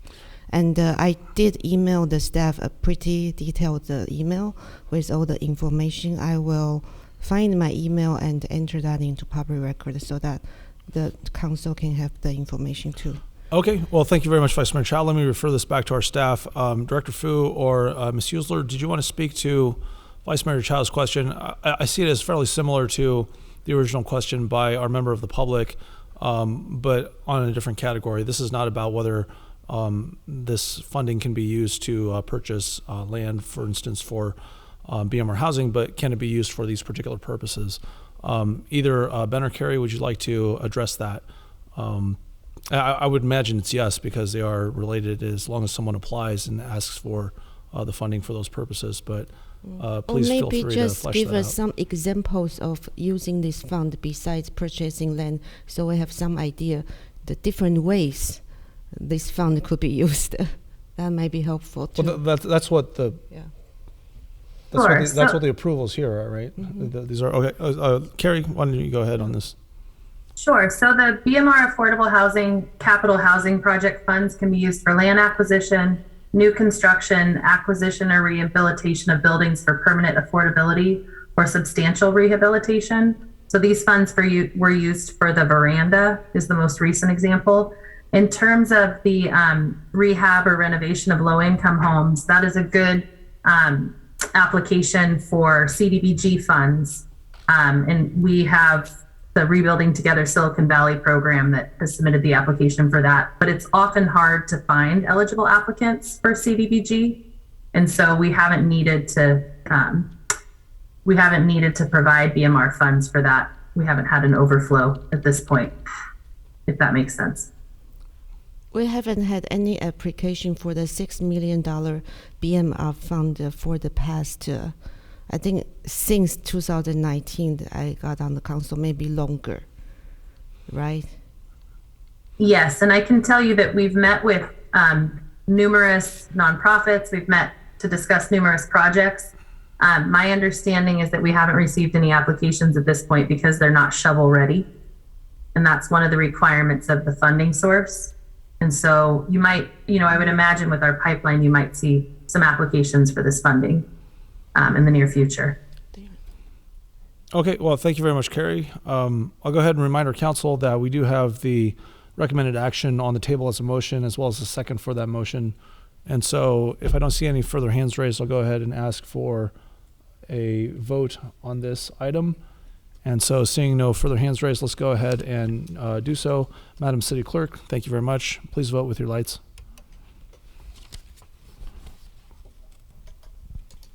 The motion carries unanimously. Okay, thank you very much. We are on to item number 22 because we have continued items 12 through 21 to May 17th. I'll go ahead and speak to this since I did pull it and I did put forward the material. I think the staff report was actually written by Katie, correct? Mr. City Manager, is that, or Katie Nomura, or on number 22? I believe so, is Katie. Well, let me go ahead and speak to this since this is really about the United States Conference of Mayors annual meeting, and the resolutions are ones that I actually put forward. So I'm going to go ahead and read a statement into the record. I apologize, but I feel very strongly about this. It is not particularly brief, but hopefully it is something that will resonate. If you could pass that down, Vice Mayor, thank you very much. Just one copy for each person. Okay, so These are proposed resolutions for submission to the United States Conference of Mayors annual meeting, which is held next month on June 3rd through 6th, 2022. Here's my statement. Thank you to my colleagues on the Cupertino City Council for considering my proposed resolutions to the upcoming United States Conference of Mayors, which will be taking place next month from June 2nd to June 6th. With regard to the proposed resolutions set forth this evening, I appreciate your leave to make a few comments. These three proposed resolutions are entitled, first, accurate public information in a digital age; second, financial disclosure of special interest lobbying; and third, democratic principles for open and effective public discourse. Colleagues, I am not asking for monetary support with these proposed resolutions, but I do very strongly believe that the principles represented and espoused within them are critically important for us, not just as a community, but as a society, to be able to function effectively. Let me share with you a recent experience along these lines. People often say to me, why doesn't our local newspaper cover local news of import to the community? That is an excellent question. From my perspective, it is not for a lack of trying. I have repeatedly during my terms in elected office asked our local reporters to cover our local events of significance. But instead of doing so, it frequently turns out to be the case that there is no interest in doing so. In fact, exactly this happened last week. I was asked by a reporter for a local publication about prior comments during a study session on Cupertino's lobbying ordinance, which does exist and which is not unique. You would think that the ability to have some actual efficacy to an ordinance that requires people who are being paid to represent special interests to disclose the fact that they are being paid to affect the decisions of government officials would not even be remotely newsworthy. You would think that instead, the library in our city, which sees nearly 1 million patrons a year, despite being the only library in the Santa Clara County library system not having a dedicated public meeting space, would make news when we go through years-long community-wide efforts to deliver precisely that type of space to the community and public, would be newsworthy. But no. Apparently a request to cover the latter is not even worth the courtesy of a response from the reporter. That is one reason why I think that we need to support the proposed resolution regarding lobbying. We need to stand with the side of disclosure if moneyed interests are seeking to determine decision-making in our democratic process. That is an absolute prerequisite to intelligent and informed decision-making. That is the second of my proposed resolutions. Similarly, the first resolution regarding accurate public information is also critically necessary to support. This is self-evident. If the public is being presented with inaccurate and untruthful information posing as, for instance, news, then this is a disservice to our democratic process. This is about efficacy in decision-making. We have a system that is about freedom, but it is also about self-governance and informed decision-making. Do we have a problem?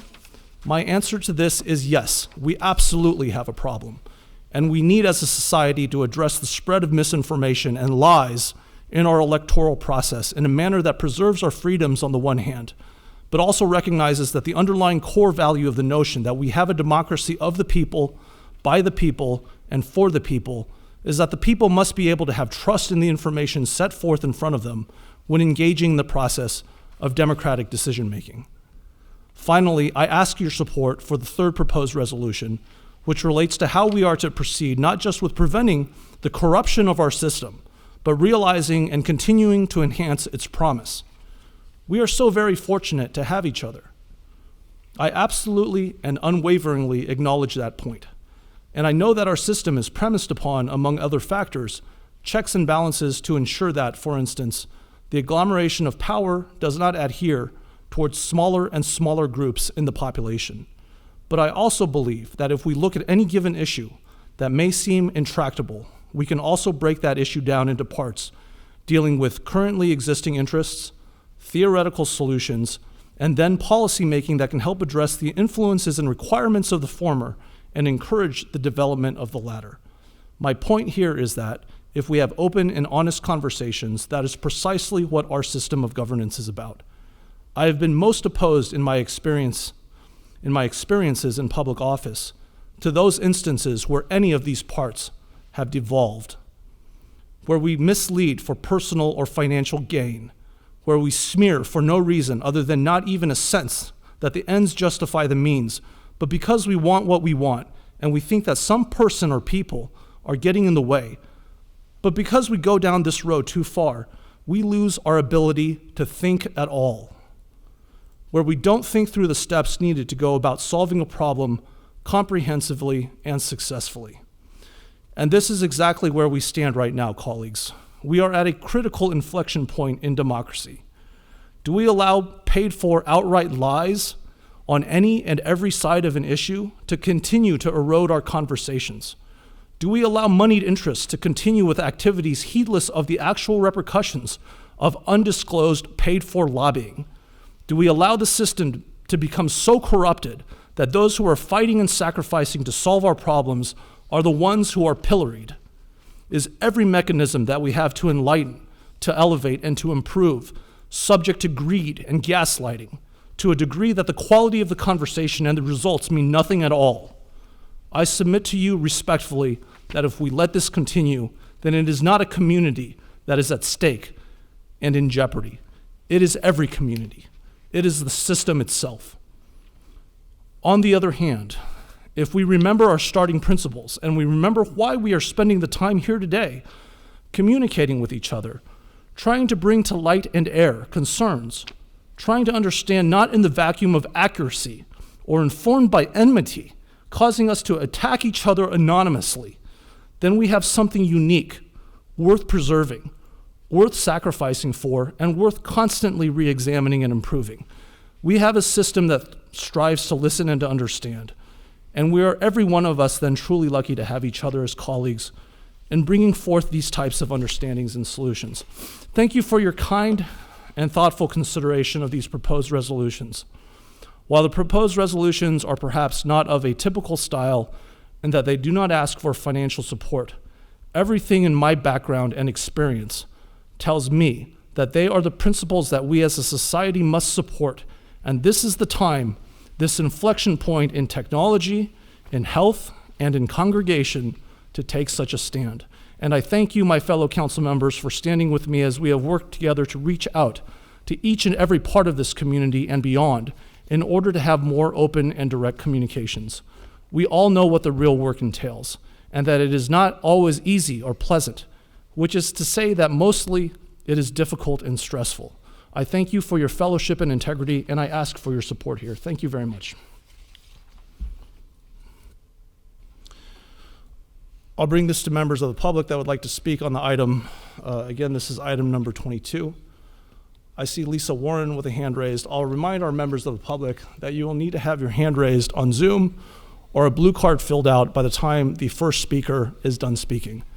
And also, if you want to submit your comments over email, please email them to city clerk, all one word, cityclerk@cupertino.org by the time the first speaker is done speaking.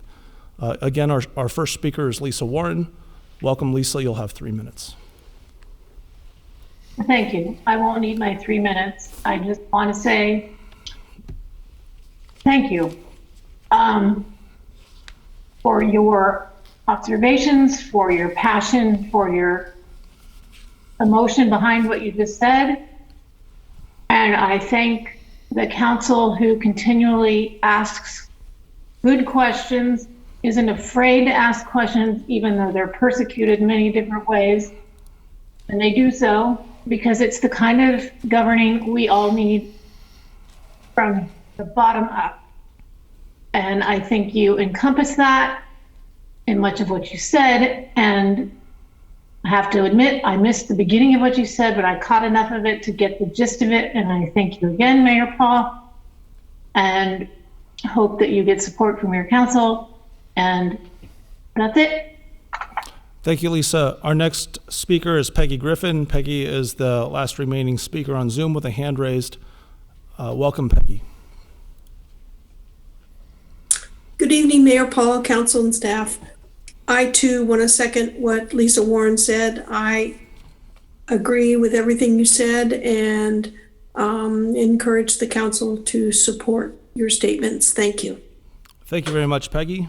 And our next speaker is with a speaker card live. That is Jennifer Griffin. Welcome, Jennifer.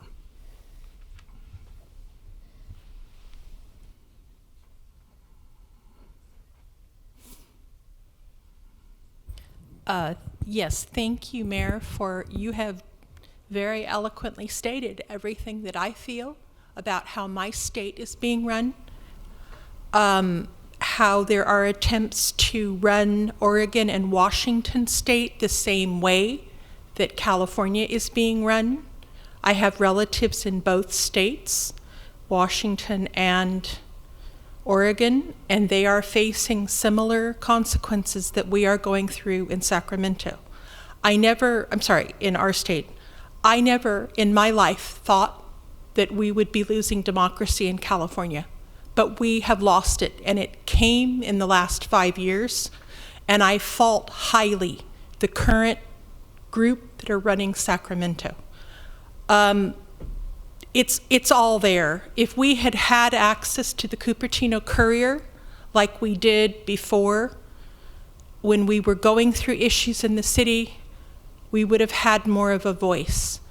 For whatever reason, that paper is gone. It's not accessible to the public for whatever reason. Maybe that's nobody's fault. We're in a digital age. But I have never in my life felt in the last 5 years so slighted, ignored, prejudiced. My family has been insulted, my parents, my grandparents, for living in a state that they chose to come to, that their ancestors came to in covered wagons, in boats, in steerage. Everyone has a story. And I really, really feel that we are losing it in California. We are losing local control, and I fault Sacramento. Anyone that is pushing those bills on the public, like I described tonight, we have the ADU bill that is 2221, where you can build an ADU 4 feet from the property line in the front. They're going to cut the street trees down. Where is this garbage? It is garbage. Where is it coming from? And why is it being tolerated by not our local politicians, but our electeds in Sacramento? Again and again and again. People who live in cities or counties of any age who happen to be in California are constantly insulted and told that they are not good enough to live here. Well, I'm sorry, the buck stops here. If you want to have this type of governance continue, this garbage from the last 4 years, then vote the fools out that are running this state. I am not voting for my governor. I'm not voting for my assembly member, my senator. I'm not voting for the Attorney General. I have that right. It's my vote, and I will cast it that way. Thank you. Thank you, Jennifer. That's 3 minutes. And so we'll bring it back, and we'll go in the same order, questions, and if there are no questions, we'll go ahead and bring forward a motion, or if we exhaust our questions. Vice Mayor Chow, you have your hand raised. Yeah. So I wholeheartedly support your statement. I wish you submit that into the city record for people to read. But I'm confused on how that relates to the 3 proposed resolution in front of us. For example, lobbying. Newspaper media, we know that not only Mercury News, even the major ones, CNN and the New York Times, they report truth, but only part of the truth. They pick and choose what they report. And that they really biased a lot of information we receive, but they are not lobbying organization. And we know that a lot of nonprofits and people fund them with tax-free dollars, millions of them, but they are not qualified as lobbyists in our lobbying ordinance. So I don't understand how any one of these resolutions you propose would address that issue. Maybe I don't understand it. So that's one question. Another question is, we have seen that Twitter and Facebook trying so hard canceling posts that they consider false, when a lot of them actually tell the truth, but just not the truth they want to hear. So when a government organization is trying to enforce truth, I have to ask, what do we mean by that? Who is going to decide what truth is? And Biden recently proposed to have this Misinformation Governance Bureau trying to control misinformation. But I have seen school board members, people in power, using the term misinformation to silence objections, silence diverse opinions they disagree with. They just slap a label, misinformation. So they don't even have to explain which part is false. Misinformation silence your opponent. So I'm wary of government who are in power is trying to control what it means to be truth, because truth today is just, yeah. So I'm understanding the three resolutions. The key is the very button. Now, therefore, be it resolved on what we believe. Especially so could you explain, in words I can understand, I guess, what exactly we are buying into for proposition A, B, especially C, I don't understand. Well, let me start backwards then. So my third resolution really is about a process, and the best analogy I can put forward is what we have going forward for the Mayor's Cup Challenge, because that particular topic is in the inaugural event, plastics and sustainability. And so when I put it together, I think about this very widespread problem. How do we go about dealing with it, right? So that there are several aspects to look at. There are the entrenched interests of industry. There are the various things that are going on in science and technology that could be helping us out in the future. And then I think once you understand some of the landscape that are influencing the issue, then you have policy. So really, C is really more about, hey, don't just be taking these knee-jerk reactions that are not really informed by the landscape. Think about what the pressures of the landscape are, the opportunities, and then find a way to shape your policy in accordance to trying to address those pressures. But also, when we talk about addressing the pressures, I think it's not just a matter of countering them. It's also a matter of trying to speak to what it is that their people are trying to look for. In a lot of these, this comes down to a profit motive. And so if that's the case, I think then it really does need to have a careful examination of economies and market-driven forces. But then the second part of it is things like scientific wherewithal and what we can be doing in order to encourage the development of these types of capabilities. So that's really where I go with the third one. The second one I think is fairly. Can I share screen of this third one? Because I agree with what you are saying, but I totally don't understand the language. Okay. It doesn't really say what you say. Well, I of course I don't agree with that because I wrote it. Right? Resolved. Where does it say what you say?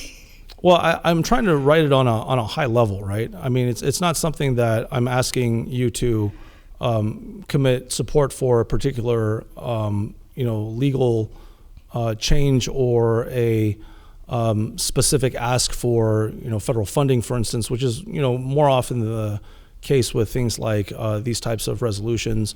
But I'll read the resolution here. Now therefore be it resolved, the United States Conference of Mayors supports as critical and necessary to effectuate democratic process leading to inspired results, approaches to the problems and issues of our communities that take into consideration the multifaceted and complex nature of many of our in-common problems and issues, that adopt the working ethos necessary to understand the various needs and perspectives, and that recruit the patience and temperament needed to steward the wide arc of passions and positions represented in the public and general conversation. Personally, I think this is really well written, but of course, I think that's probably a biased opinion. But if you want me to parse it and tell you how does that say what I'm saying, in simple terms, I'm basically saying a lot of these problems are multifaceted, and we need to consider the various facets in order to really successfully address problems. And so, I think if you kind of break down the full sentence of the resolution, it really is a matter of trying to say, look, let's just try to work together to understand where the various pressures and tensions lie. And then once we do that and have an open and full discussion, speaking to your concern, Vice Mayor Chow, that people ultimately get shut down in their viewpoints, I'm doing my best to try in the language to encourage that openness. And I think with that, there's a lot of I don't want to call it a leap of faith, but a willingness to go ahead and have some compassion and generosity on viewpoint. Now, I don't necessarily agree with everything that people say all the time. I mean, I think that there are some prevailing viewpoints in our own community over an issue, for example, like housing and density and inventory, that are certainly debatable. These are perspectives that are often prevalent and repeated, but that's not necessarily something that I would qualitatively say this is definitively something that I agree with or I don't agree with. But I would say that in order to get these problems resolved, we absolutely must understand where the motivations are coming from a monetary perspective. And so with the second resolution, all I'm asking for is if you are getting paid to try to influence our decisions, okay, on behalf of a for-profit enterprise, then you need to disclose. I mean, that's really, and I was shocked that I was constantly hounded by a particular reporter last week to try to answer questions with regard to that when we're in the middle of very significant things that we're doing in the city, such as, for example, I was naming the library expansion, and I actually specifically said, well, why aren't you covering this? It was just completely ignored. We've gotten to the point where a comment like that used to actually be met with at least a head-on rejection. This is just completely ignored. And I think that we're probably going a bridge too far with regard to the idea that, okay, a hedge fund bought this, we're a for-profit enterprise, and at the end of the day, there's no such thing as objective journalism or things that are of concern to our local communities. I mean, I think if we actually have trained reporters that go to respectable institutions of journalism going forward and saying to us, okay, I want to know about this particular thing, and it feels like a game of gotcha, especially when the mayor of the community is saying these are really interesting things. We're recognizing veterans, for instance, on Veterans Day, completely ignored. They never show up. And so I'm wondering right now, okay, now your point is, how does this speak to the idea that we should have a little bit more integrity in terms of how we approach issues? I think it speaks to that because we're making generalized position statements and we're affirming values. We're basically affirming and saying that, look, we need to take a step back and try to figure out what we can be doing on a level to try to connect with people and beseech them to basically say, look, it is not a game of cat and mouse. Ultimately, we are working together to try to have a conversation. And if the rules and the porosity of those rules to allow us to have this kind of dialogue is being used in an opportunistic manner because people think that this can somehow benefit a particular type of perspective, wink wink, nudge nudge, and when I use the term kick the can down the road, I don't expect it necessarily to be used in the context of saying, oh, well, I want to get something done, and if you try to block me, you're kicking the can down the road. No, we have problems. And if the problems are basically, delayed indefinitely such that there are particular interests that are paying people to go ahead and advocate for those interests in order to perpetuate profits or existence in a manner that harms the rest of society, then we really need to have clarification as to where those pressures are coming from a monetary perspective. And so I think the second ordinance, the second resolution, I think is very clear. If you're getting paid to lobby us or lobby a governmental entity to try to influence the decisions, then you should disclose who is paying you and why. Okay, and so the first one is really about truth in advertising. I'm sorry. So, let me finish since you bring this up. The first one really is about accuracy. If someone is saying, okay, for instance, I have the city I have the city of Happyville. Okay, and this is the Happyville News. All right, and the Happyville News occasionally reports stuff. But whenever it comes to one particular thing, it reports it in a very, very particular manner, all right? And someone is paying the Happyville News to get out there on the internet and call themselves the Happyville News, and the residents of Happyville look at this, and people from outside of Happyville look at it and think, wow, this looks like a neutral news source. All right, if people are reading this and they think, 95% of the time these articles, make sense, and that 5% of the time for that interest, that this particular interest is paying for, it slants in a particular direction, it looks like news, that's what I'm talking about. Okay, I don't object to advocacy. I object to lies. I object to the deterioration of these perspectives trying to act like a wolf in sheep's clothing, and it's insulting, and it's a degradation of democracy. And that is why I'm putting forward these resolutions. Totally agree with everything you say. However, the resolution A or B, it does not talk about the news media who is a for-profit and what's their profit source, and non-profit who are actually doing the lobbying. But when people hear lobbying, most of the lobbying ordinance exclude those two. So how can we make this clear that we are talking about not just normal kind of lobbying, but any organization that's trying to influence public opinion? Well, what I would say is allow this, almost ceremonial first step to happen as a position statement, and then let us go ahead and try to figure out where the details lie. I don't want to take a principled statement and go ahead and answer to this type of, okay, well, for news in particular, for instance, how do you go ahead and fix this problem? Really, this is on the level of a principled resolution. And so I appreciate the question. If you don't agree that it achieves or starts to achieve the aims set forth, then don't vote for it. But frankly, I would appreciate the support as an attempt to try to address the overall problem. What do you think about the second one? What if we change lobbying to advocacy? No, I think lobbying has a very specific advocacy. Lobbying is where you're getting paid to advocate for a particular interest. That's the difference between lobbying and advocacy. No, news media is getting paid to advocate, and they wouldn't consider themselves lobbying, and nonprofit, a lot of nonprofit also. At this time, I wouldn't, but thank you very much. I'll remind you that there's a U.S. Conference of Mayors annually, and so if we participate in the future, but I feel very strongly about keeping this as described as lobbying here. Okay, are there any other questions on this prior to bringing forward a motion? Councilmember Woolley? Questions or comments? I'll ask for questions and then set forth a motion if the questions are exhausted. So No questions? just comments. Okay. Well, then I'm going to go ahead and set forth the default motion here. I'd like to move the recommended action of approving the proposed resolutions for submission to the United States Conference of Mayors annual meeting held from June 3rd through 6th, 2022. And I apologize for the slight discrepancy in the dates.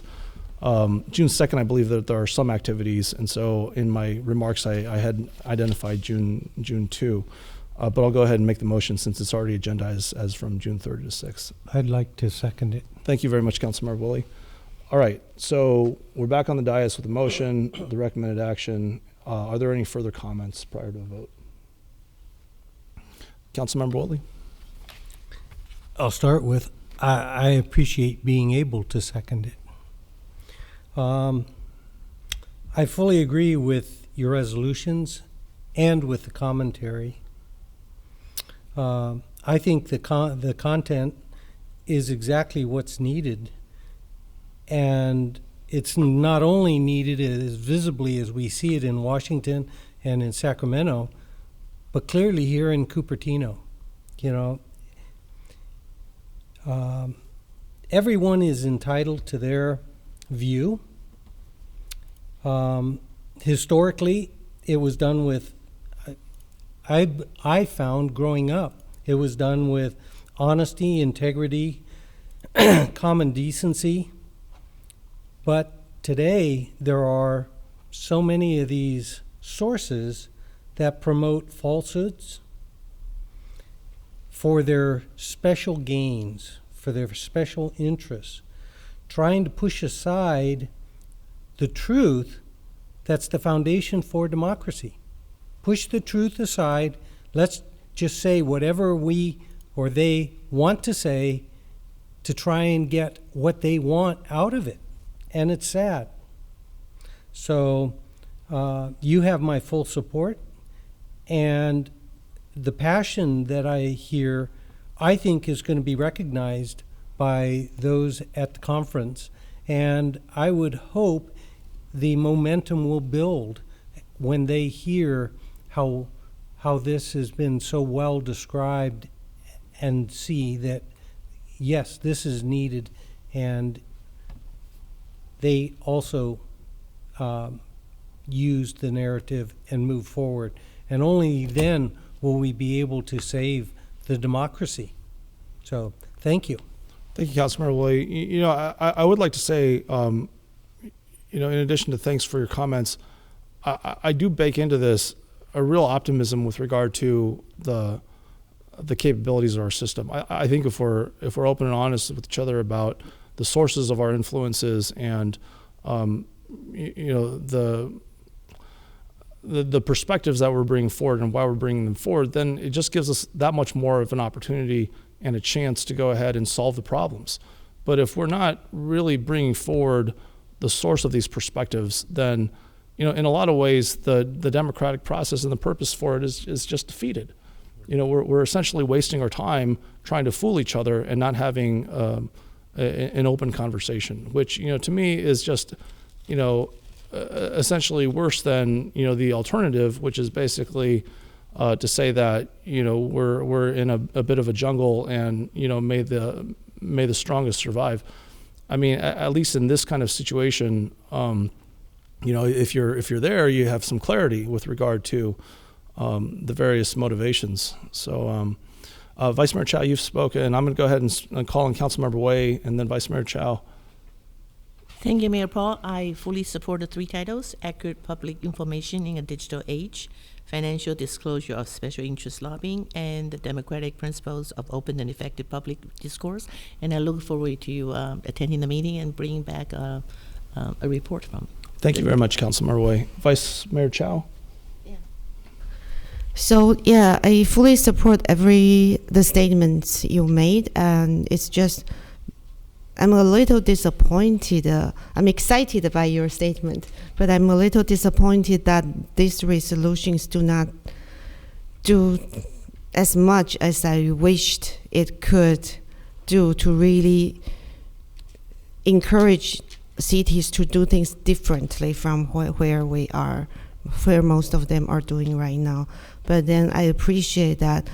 I would support this resolution because this would allow you to be able to express all those views at the mayor's meeting. And I think I would fully support you to bring this message out to all the mayors in the states. Thank you very much, Vice Mayor Chow. And I do take your comments to heart, and I take them as a desire to go ahead and go even further to try to fix the problem. But thank you for the support to allow us to take that first step into this conversation. If there are no other comments at this point, I will ask our city clerk to, Councilmember Moore, you have a comment? Wrong way. I do support all three of the resolutions: accurate public information, financial disclosures of special interest lobbying, democratic principles for open and effective public discourse. I also noticed the recent article that the mayor referenced. And as we know, we have local news and various individuals and companies who create what they package as news, which tends to mislead the public. And anything that can be done to rein that in, just even if you go to try to look up websites and try to find out who is behind some of these organizations, there's ways to have the owner masked so that you can't find out who it actually is. And if there's some momentum to eliminate that, kind of like we have the doing business as way that people can kind of create an entity, but we're able to find out who's behind it. So I would like it, like with the internet for websites, if we can find out who the actual owners are, who's providing this information, I would appreciate it. I did just kind of out of curiosity, I looked at the resolutions for a couple years, and I saw that they had different categories for resolutions, and I was wondering if you thought about what category this might end up in. It could be, they had an odd one, which was like communications and transportation. So yes. I was wondering if you kind of targeted that one, perhaps? I did. I think that out of the categories that they provide, transportation and communications makes the most sense. Hopefully this will help to perhaps carve out a new, more specific category for this type of, maybe truth in advertising and in the public sphere, type of sentiment. But I also think that, where we're at right now, with the ability to communicate so quickly to so many people, in a lot of ways, the public mechanisms haven't caught up. And so, I do appreciate the support here so that we can start the conversation. And I'm absolutely not trying to go ahead and, blaze a trail where no, issue exists right now. I think it can be pretty well agreed upon that not having accurate information or not knowing who is trying to influence for what reason, for monetary purposes, and getting paid for it is an issue. It's an issue that we need to remedy, and I appreciate the support to try to, put this into a national platform. I often think that, here, if you basically have very limited control of messaging, then it's probably good to, try to appeal to a broader audience. And we'll see. We'll see if this is something that resonates on a more wide-scale level. Councilmember Moore. Thank you, Mayor Paul, and I do agree that it might need its own category moving forward. But we do have a real significant problem where we can't seem to agree on what happened yesterday, and this is going to be a big problem for generations moving forward. That we need to have some agreement on what the truth is about what happened, and that you have journalistic ethics that are actually we can trust and count on. Well, thank you very much, Councilmember Moore. And I think this opens the door to a lot of really important and extensive conversations. But again, I appreciate my colleagues for expressing support and willingness to allow us to move forward with this. So, Councilmember Willie, you have your hand raised before. Yeah, just one short one. I'm concerned that it's possible that it won't get nearly the viewing if it's in transportation and communication. I would say that if you could also be promoting that a potential category, so if it's in a category that speaks, of it, it's going to catch people's attention. When they see transportation and communication, 90% is going to be on the transportation and BART and things like that, as opposed to the communication. So what I would be tossing out is a category, democracy in a changing world. Something that makes no confusion about what's going to be under that, in that category. Other cities want to, be following guidance or coming, trying to get their own ideas. Oh, democracy in a changing world. Yep, we're going through those struggles.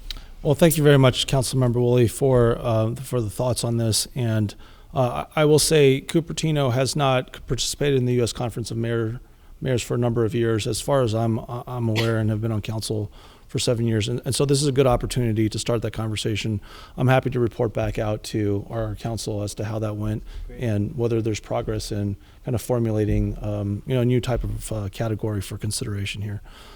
So thanks very much. We'll go ahead and close out the comments. Madam City Clerk, would you please allow us to vote with our lights on this item? The motion carries unanimously. Thank you very much, Madam City Clerk.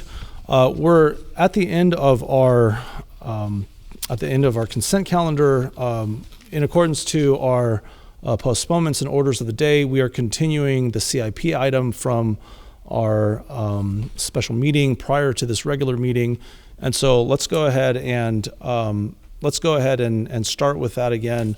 In 5 minutes, it's 10:25, and so we'll reconvene at 10:31 on this prior to going back to the continuation of our CIP item. Thanks. We'll see you in 5 minutes.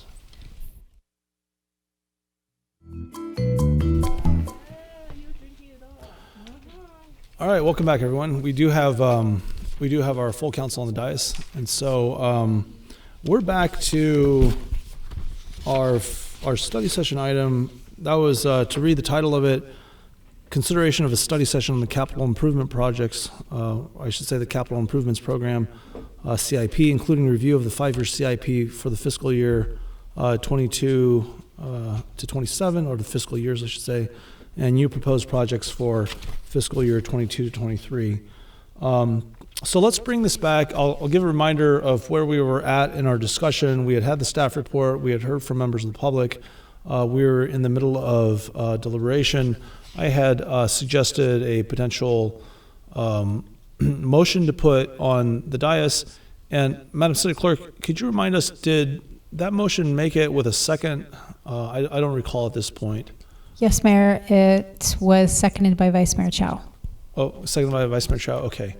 And so let me go ahead and let me go ahead and share that on my screen here. So I'll go ahead and share that motion for the purposes of our starting point on this discussion here. And so I'll read it back into the record. I apologize for the lack of capitalizations in certain areas. I move that council support putting forward 10455 Torrey Avenue upgrades in the CIP to allow for office space use for City Hall employees. With regard to City Hall, I further move that council provide direction to staff to reduce above surface parking impacts, provide direction to staff to be conscious of costs and to provide a plan for cost auditing, provide direction to staff that the city complete the process for securing a procurement officer for an auditing mechanism before proceeding with further estimates.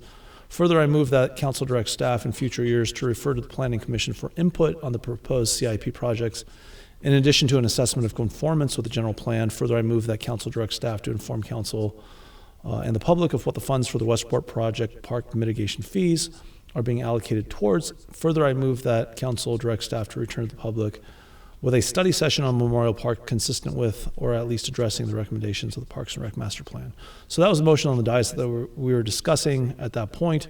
And I believe that the last comment had been from Councilmember Moore with regard to a request for ranking based upon, I think, a procedure that Councilmember Moore had identified was set forth previously.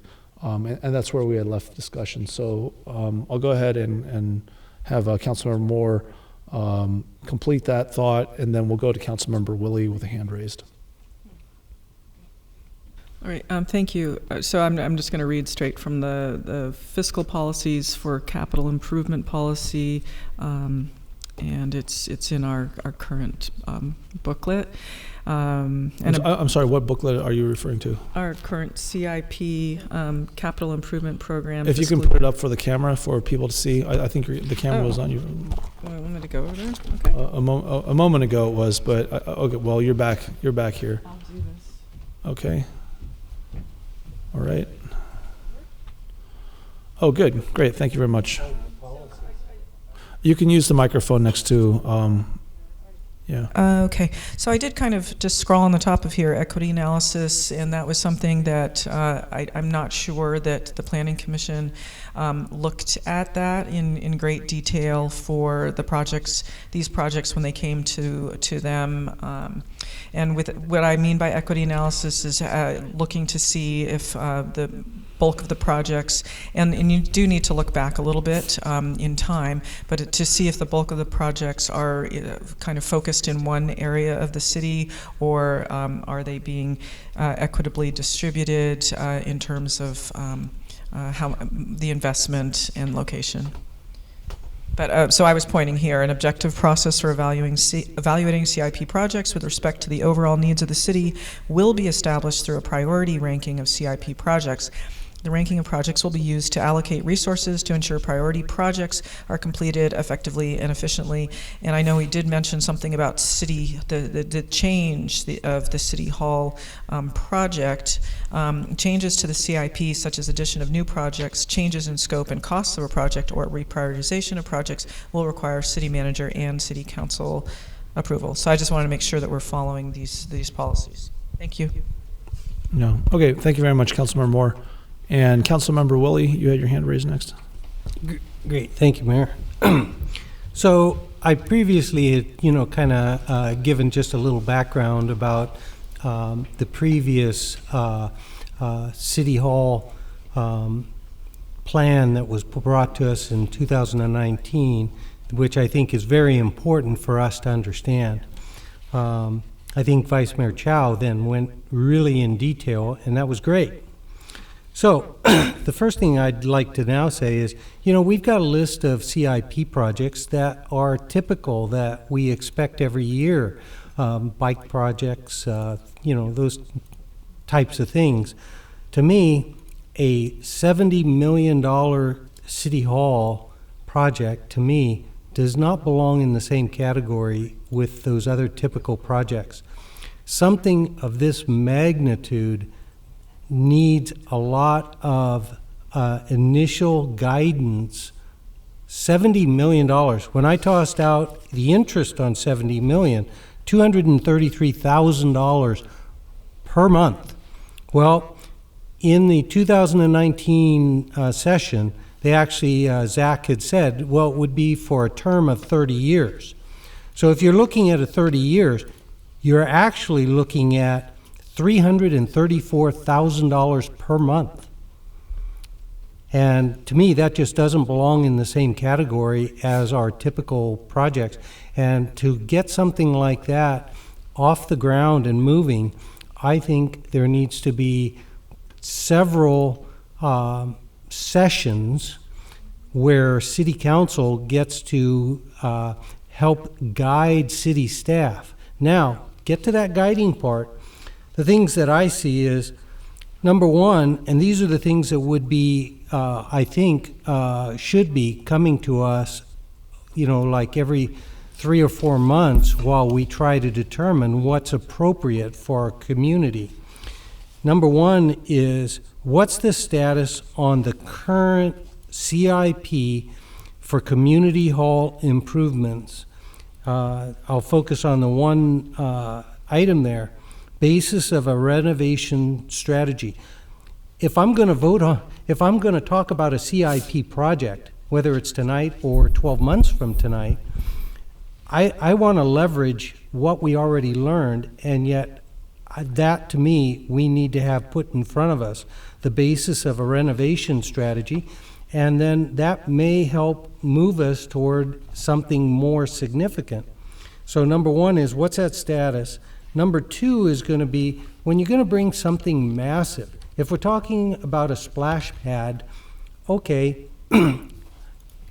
take the ball and run with it, and we may make some adjustments at the tail end. But for something like this, I think clearly we need to understand what the options are and the fiscal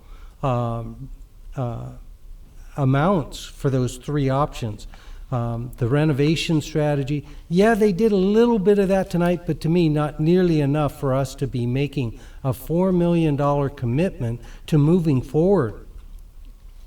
And so bring us back the options on the parking potential, the need for parking, how city employees are going to or not going to be back in City Hall full time. I mean, that right there is a big driver for the parking. Number 3 would be for us to be able to revise their regular updates to us, such that if they were to put out something that either was too far from what we're we're thinking is right for what we think is right for our community, we steer them back. Or the opposite, they show us something, hey, there's some cracked concrete beams, and there's just really nothing feasible to do with it, and we need to do these other things. And so then we can say, okay, to me, and it was brought up before, financing is truly hugely important before, $4 million commitment, I think all CIP tasks need to be apples to apples. And when we're talking $70 million, $334,000 per month over a duration of 30 years on our community of 64,000 residents, we really do need to understand the options, and then the parking already brought up. And so, and then the last one being, we purchased Torrey. Torrey is 5,600 square feet. If you use the 200 square foot per employee that supposedly Apple likes to use, I think earlier tonight, Public Works said that City Hall is like 168 or 180 square feet per person, which is pretty reasonable. Like I said previously on another night, Sand Hill was promoting Main Street office buildings in 3 different configurations that were, way below the 200 square feet. But if we did use 200, 5,600 divided by 200 means there's 28 employees right off the bat that can be moved from City Hall over to the City Hall Annex at Torrey to relieve, some of that pressure. One other item, I did go back and I rewatched the 2019 CIP City Hall agenda item that came to us, and Roger Lee said one option for the EOC is to put it over at the Public Works service yard. That's where the trucks are. That's where all our staff is that would be rushing out to help residents and stuff. Wow, wait a minute. That needs to be part of the conversation. As I said earlier tonight, taking the stance that all of City Hall has to be brought up to EOC level. It's up to city staff to help the whole community understand. Normal buildings are built with a redundancy factor of 1.0, and they have a risk factor of either 1 or 2. And when you start talking EOC or hospitals with emergency rooms, that redundancy goes up to 1.5. So when we're talking about upgrading and seismically upgrading City Hall for an EOC room, the entire building has to be brought up to a 1.5 redundancy. I read tonight, because I didn't get it in time to read before today, but I read the seismic review from 2012, and they clearly say, yeah, redundancy of 1.5. And so these are the items that when we're talking about a $70 million expenditure by our community, we're going to need to understand really what it is we're doing and make sure that it's going to be in line with what our community is going to expect. I frequently say that if I go and knock on doors and I start asking people, what do you think about these different options?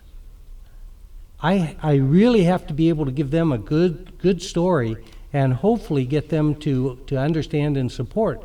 And when you're talking $70 million, you really got to have a real good proposition. So I'll leave it with that, but I hope city staff, I hope our city manager will have city staff bring us either number one, well, all of the above, what the status is of this last year's CIP item number 7 for $500,000.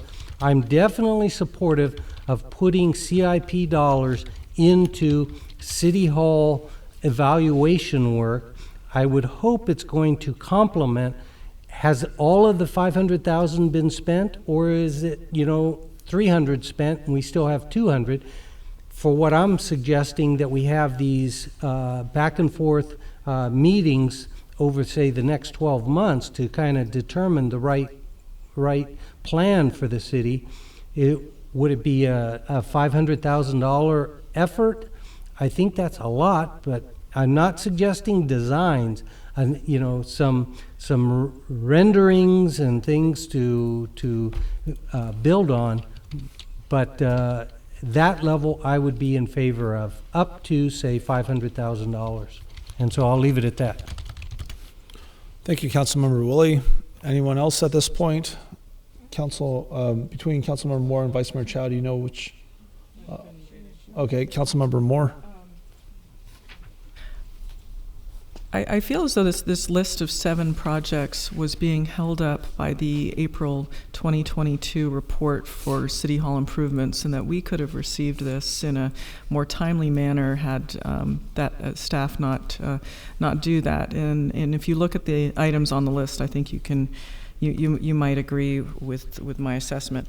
When I look at last year's CIP, so for the 21-22 fiscal year, we had Blackberry Farm pool improvements and a budget of $750,000 there. And it said it would have a complete construction by spring 2022.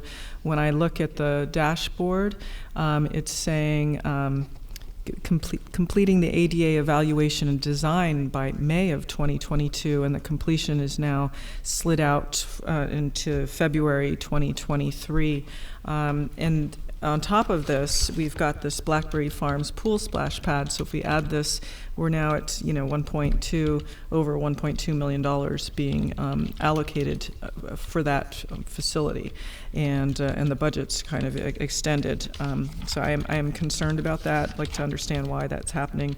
Last year we also had the city lighting LED transition assessment, budgeted $50,000, and that there would be a report, and it says if the report is accepted and the project is implemented to transition the street lights, the CIP project would be initiated at this time, and approximate cost would be $2 million.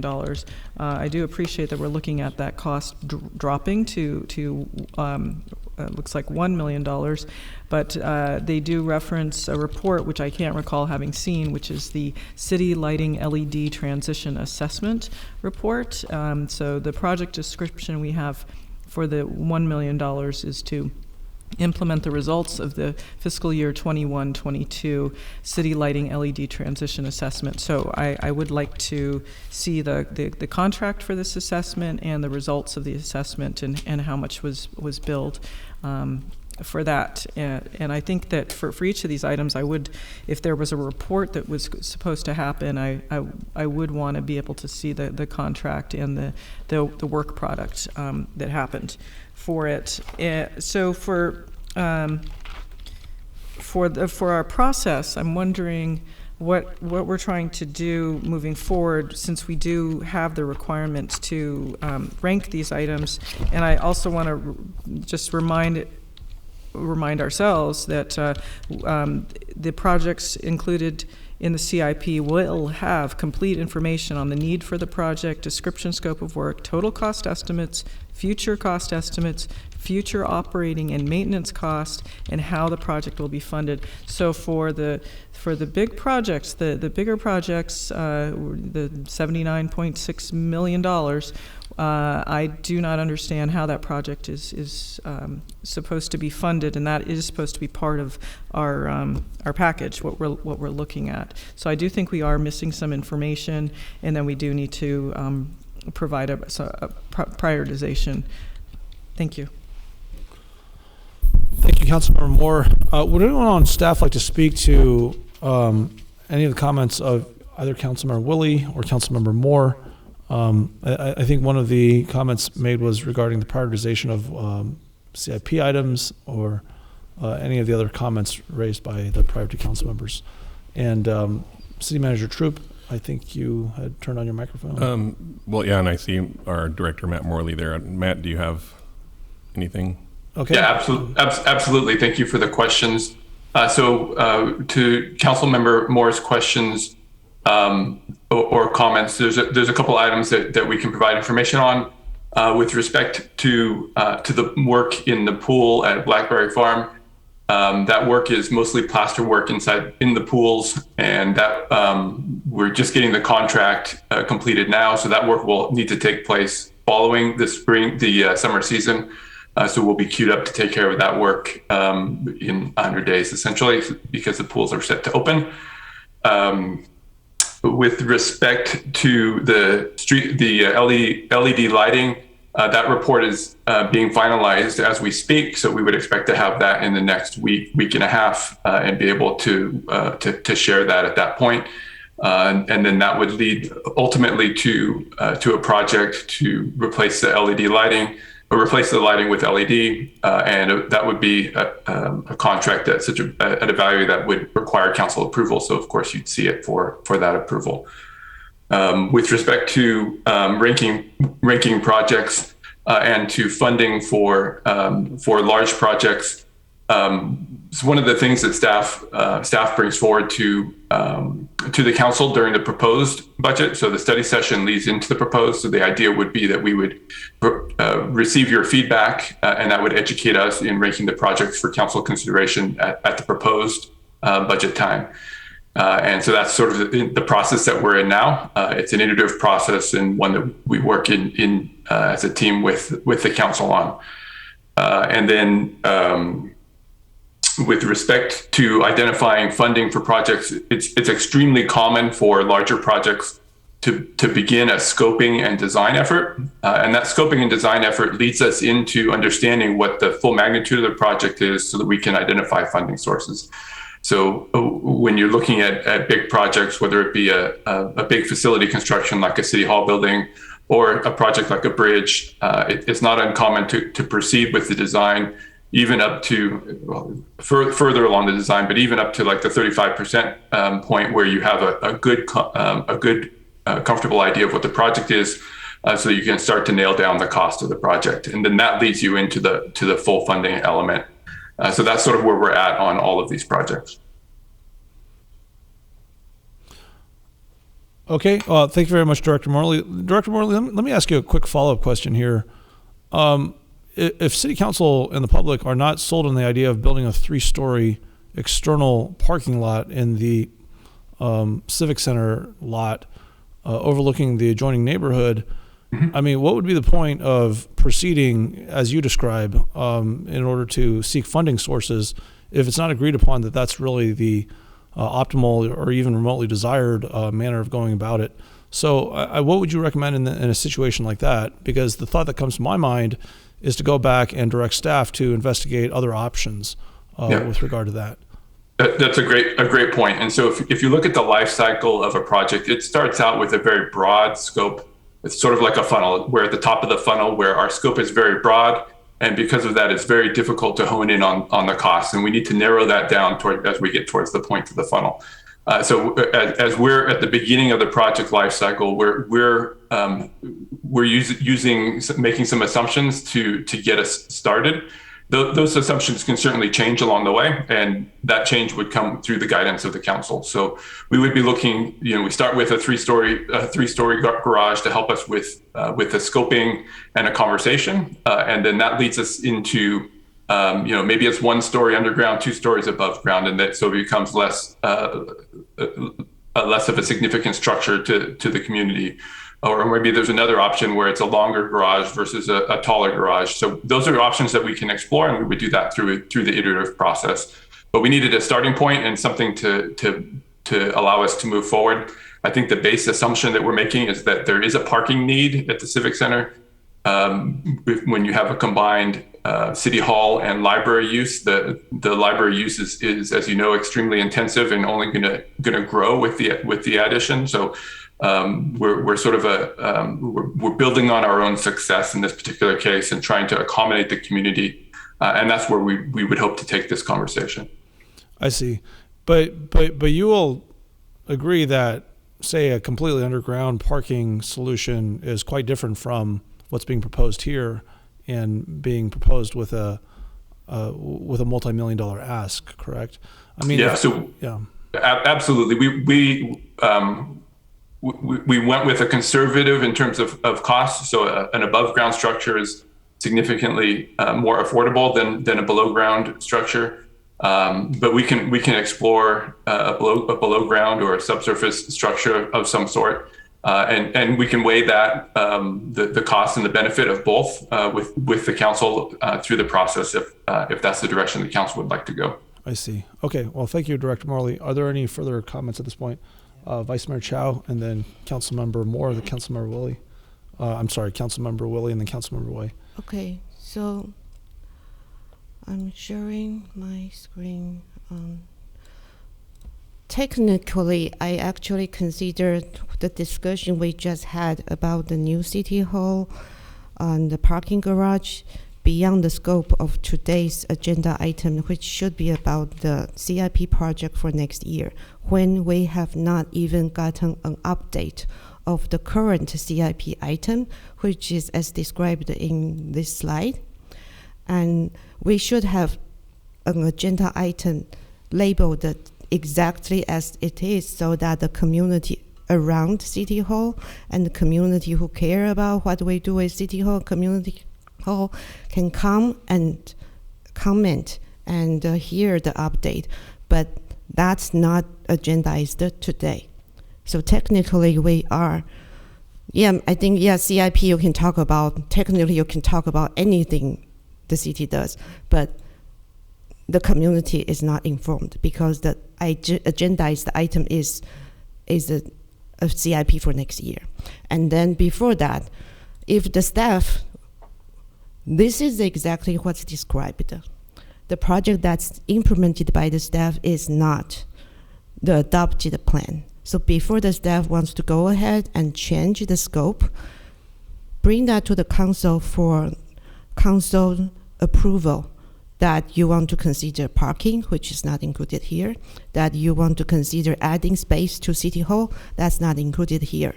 What's included here is renovation and current need, and just bring it up to the code standard. So if the staff has a different recommendation, agendize an item to seek the council approval directly and allow the public to provide input. Similarly, for the Lowry Avenue, the Torrey Avenue building, again, the adopted item is to first talk about the use of this facility and complete programming and conceptual design. But that first step is to bring it to the council to get council direction and approval and allow the public to provide input, rather than complete the whole thing and then come to the council to get funding for construction. That's really not the appropriate public process. So even though I seconded Darcy's motion for the purpose of discussion, what I would like is to make a motion on another substitute motion to include a few items that I have listed here. I'll go over. So first, City Hall related, keep the description of the adopted plan until a separate agenda item is brought forward for an update and any request to modify the scope of the project. Provide information on other public buildings that's 30 years old or older and whether they have been rebuilt or only did earthquake retrofit, and how much is it if the staff really think we need to rebuild City Hall. And let's also keep the description of the adopted CIP plan for Torrey until it's brought to the council for direction, and then you can finalize the programming and planning.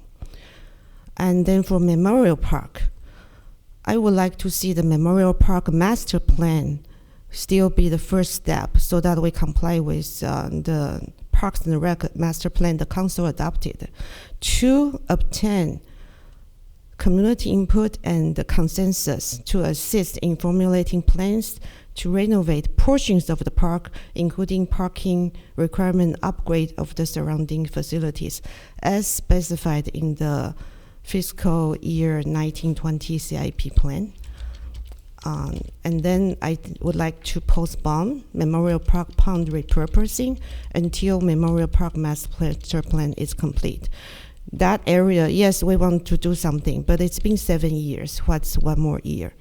Let's do it right. And then I'd like to see the Memorial Park Amphitheater improvement and $1.15 million project to come to the council with proposed changes to seek council approval and community input first, rather than going ahead with whatever changes the staff has in mind. And then the Parks and Rec Master Plan related, I actually think this item actually should get input from Parks and Rec Commission. It's too late next year, but it's too late this year, but next year, CIP items that's Parks and Rec related should go through Parks and Rec Commission and allow them to suggest items, just like the work program, and similar for planning. And I'd like to see the major recreational facilities item removed until we have a financing option for other currently unfunded projects analyzed. And then I'd like to see the splash pad from Blackberry Farm removed, so that we comply with the Parks and Rec Master Plan, which says water play areas should be geographically dispersed throughout the city. So unless we have exempt a citywide plan on water play area, I don't think we should install one in the only place where the city wastes a water play, which is swimming pool. And I'd like to add these items that I mentioned earlier. I'd like to see an item for funding amenities for dog parks, such as fencing, water dish, as new locations are identified. And I mean dog parks, including off-leash dog park or fenced ones. And then I'd like to see both options for painted bike lane and also bollards as separators on Dianza, and so that when the item comes, bike pad and city council can consider both options, including their cost estimates. And then I'd like to see Bollinger bike path improvement to be considered for next year if staff has capacity, which the staff would have to evaluate. But this is the first initial study session, so I'm proposing that because there was a pretty recent pedestrian accident and death on that road. Thank you. So this is my, I guess, a substitute motion. I know it's pretty long. I would like to hear other council members' comment on whether I have support or not, and I might modify accordingly. Thank you. I see Matt has your hand up. Okay, let's go to our member of staff with a hand raised at this point. Director Morley, you would like to speak on this? Yeah, thank you. So I think we're headed in the right direction. So this is, as a study session, isn't necessarily a point where we need to have a motion and give that kind of action type direction to staff. Our point of the study session is to get the ideas of the council, what the needs and the priorities of the council are. So going from council member to council member and providing input certainly provides us education in what we should look at in modifying and bringing to you the proposed budget at the next council meeting. So that's sort of the step we're at now. So if the council wanted to provide input and if the vice mayor's ideas are a good point of conversation and a way to start that, I certainly don't disagree with those points and the direction that the vice mayor has taken us, and that might be a good way to round out the discussion on this item. Okay, thank you, Director Morley. And we did have a hand raised from Councilmember Moore, and I think we also had Councilmember Woolley followed by Councilmember Way, and then we'll get to Councilmember Moore after that. Councilmember Woolley. Let me go and put this.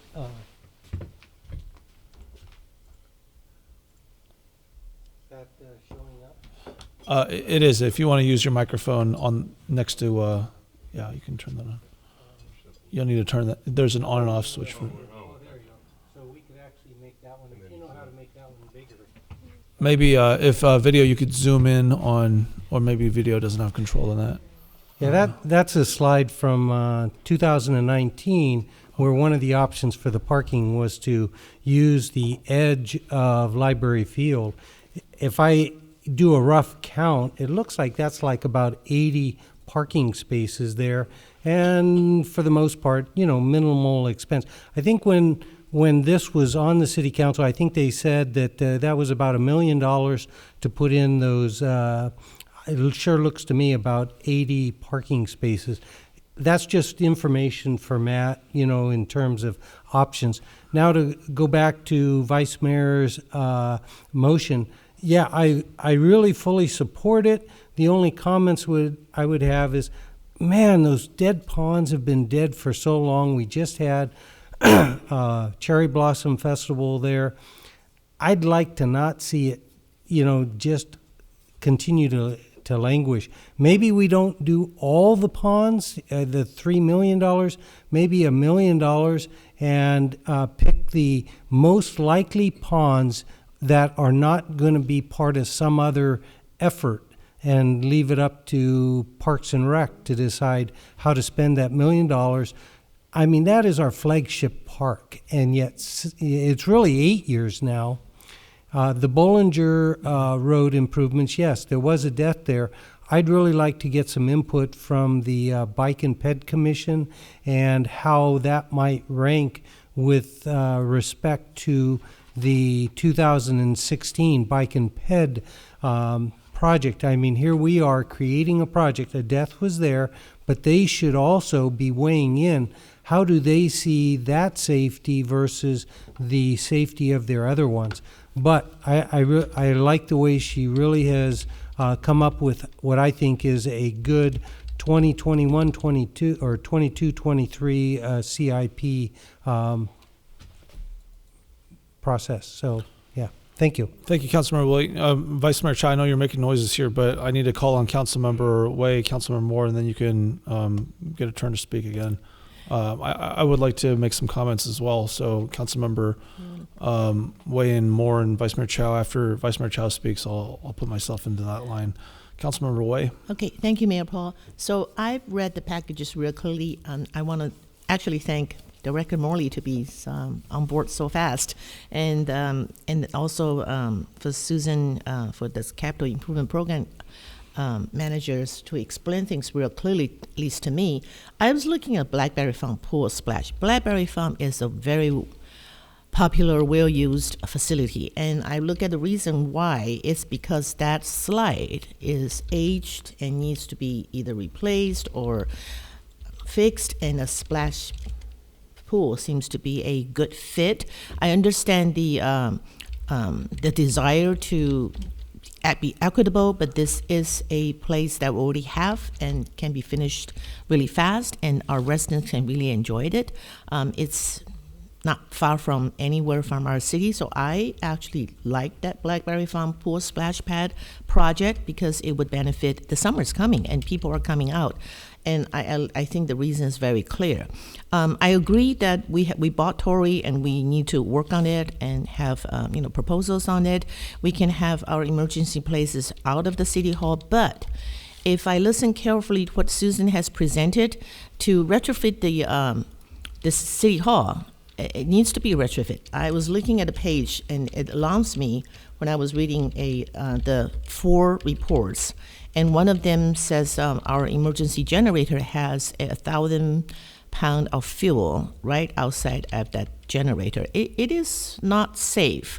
And I understand that we have a desire not to spend too much money and use our money wisely and prudently. So I think we need maybe more research of how much it costs to retrofit it. Because if I hear it correctly on Susan's presentation, one remodeling would trigger another law. We have to do another thing. So maybe we just didn't get exactly of the amount of money to retrofit it and or the amount of money to rebuild it.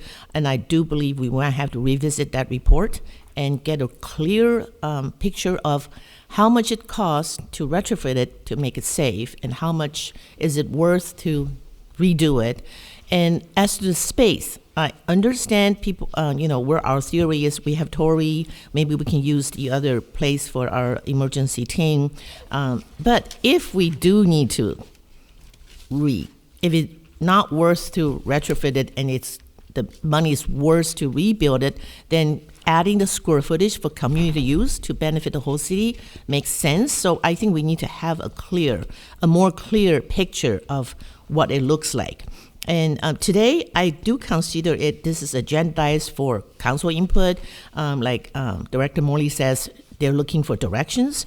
And so this is in the public input. So I feel the process is okay with me because we are doing input. I do have a question regarding Vice Mayor's proposal. It seems brand new to me, and I need to really absorb it because everything on it is brand new, in addition to the 7 things we're looking at.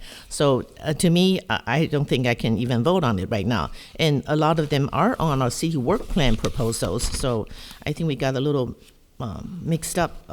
So I need time to absorb that list because that list is totally different from the 7 lists we're getting today. That's my comment. Thank you, Councilmember Way. Next, we have Councilmember Moore.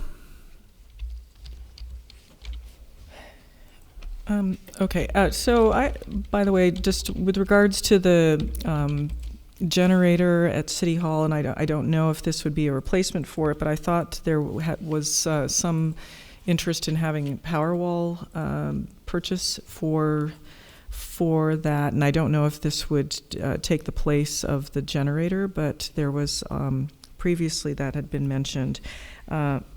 So with regards to this process, are we trying to knock off or modify some of these items at this point? And it sounds like there is an ability to add some items. I do want to point out that as far as I know, we haven't finalized our work plan. And the work plan has CIP items in it. So I just want to make sure that we have those prioritized. You have the Lawrence Mitty Master Plan, dogs off leash area. There's a suggestion for amenities for parks for dogs, memorial park improvements, and I do agree with the Vice Mayor with regards to those improvements. I personally would prefer that we had a master plan rather than doing piecemeal improvements, because I think we could end up wishing that we didn't fix certain areas up because we want to use them a little bit differently in the future. So I'd rather see a comprehensive plan for the entire area. Moving along for CIP items here. So I think we're a little bit premature without having our work program completely finalized.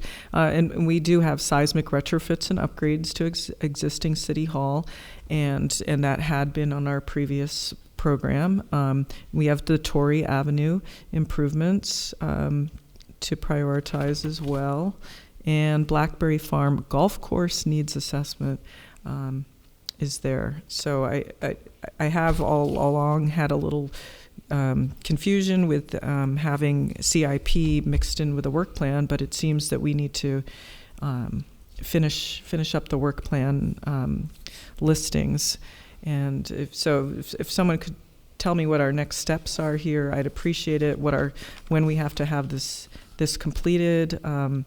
I really wish this was started earlier, and it really needed to go through the Planning Commission to have their input. And so I do appreciate the first motion because it addressed that problem. So if I could have some input on what our next steps are, I'd appreciate it. Okay, thank you, Councilmember Moore. Well, in the immediate, we do have a motion and a substitute motion. The substitute motion, I believe, is on the table because correct me if I'm wrong, Councilmember Woolley, did you second the substitute motion? You did, right? I want to second it, though. Oh, you want to? Okay. So let me just check with our city clerk. Kirsten, was there a second for the substitute motion? There was not. There was not. Okay. And Councilmember Woolley, you said you want to. Okay. So why don't you go ahead and vocalize that? So I would second Vice Mayor's. I would hope that we would leave, say, $1 million for repurposing some of the ponds so that it just doesn't totally linger, and then also get the bike ped to weigh in on the Bollinger relative to the 2016 bike ped plan, as opposed to us marching off without them. Okay, are those requests to modify Vice Mayor Chow's substitute motion, Councilmember Woolley, or is that just kind of commentary on your second? It's commentary. If she chooses not to do those, I'll still second her motion. I would hope that we would do something. Can I respond? Well, let's not have discussion-oriented response. Will you accept those amendments or proposed amendments? I need to first understand what he is asking. So first, answer Councilmember Way's question.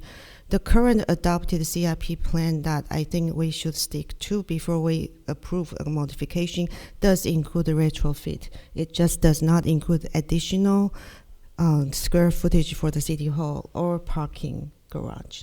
So that should get council approval first. And then for the repurposing,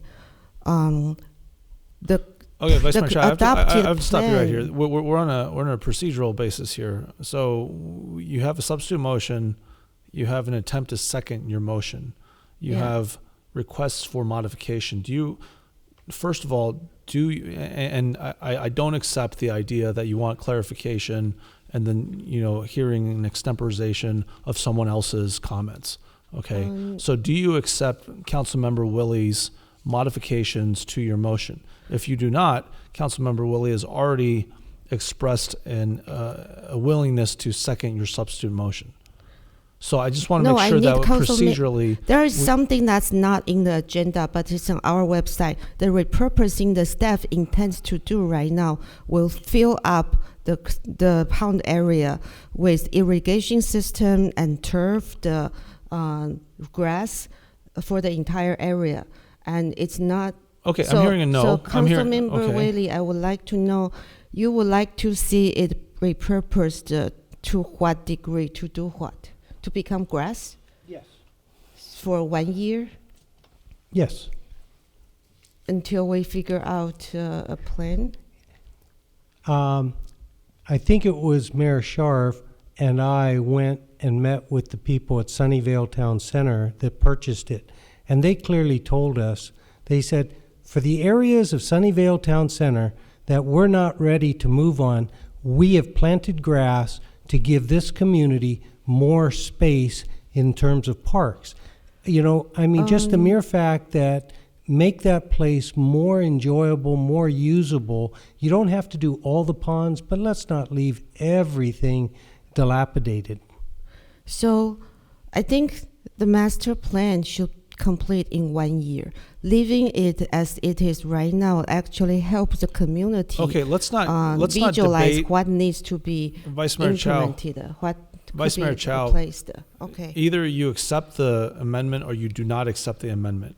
Okay, I do not. We are not going to have a debate on the Okay. amendment. Yeah. All right, you don't accept the amendment. All right, and Councilmember Willie is still seconding your substitute motion. Thank you for that. All right. So, Mayor, thank you. I do think we should try to avoid debating the merits and the details of particular projects because that's going to get beyond what's agendized today. Thank you very much, City Attorney Johnson. So, all right, we have a substitute motion on the table that is Vice Mayor Chow's motion, and I do have an order of commentary. I believe that we were at, was it Councilmember Moore before Vice Mayor Chow and then myself? Is that correct? Someone help me refresh my recollection here. Because I think it was Councilmember Way and Councilmember Willie is gone. Councilmember Moore, you had your hand raised. as well as Vice Mayor Chow. I think. I'm not 100% certain on that. Vice Mayor Chow, you might have been next, but I did say that I wanted to speak on some of these items as well. So Vice Mayor, Councilmember Moore, do you remember if you had your hand raised prior to? I'm sorry to throw a little wrench into this. Attachment C has projects which we haven't discussed. So they do show projects for a 5-year CIP. And that includes, so we had the 7 that we talked about. And then if you look at that attachment, there's another, I want to say 20? ADA 2015 report update and dashboard, Blackberry Farm golf course improvements, Stevens Creek separated bikeway phase 3, Regnart Road improvements, Bollinger Road bike improvements, Carmen Road bridge design, Carmen Road bridge construction, Don Burnett Bridge LED lighting upgrade, Memorial Park softball field LED lighting upgrade, Blackberry Farm bocce ball shade structure, Linda Vista Park picnic area shade structure, Portal Park picnic area shade structure, Jollyman Park off-leash dog area pathway, don't even know what that is, QCC skylight renovation, Memorial Park design and construction, Lawrence Mitty Park design and construction, community hall improvements, major facilities, bracketed results, programming and design. So I'm going to guess that those are probably going to pop up next year. We're going to wonder where they came from, and we won't have discussed anything about them. I'm sorry. The attachment CIC is labeled as Capital Improvement Program fiscal year 2022 to 2023, but Councilmember Moore, you had indicated that it was a 5-year. I think there's a 5-year. Mayor Paul, set of 5 years of columns. Yeah, in terms of projected budgets going out, but this should pertain to the next fiscal year. All of the things that you just read, correct?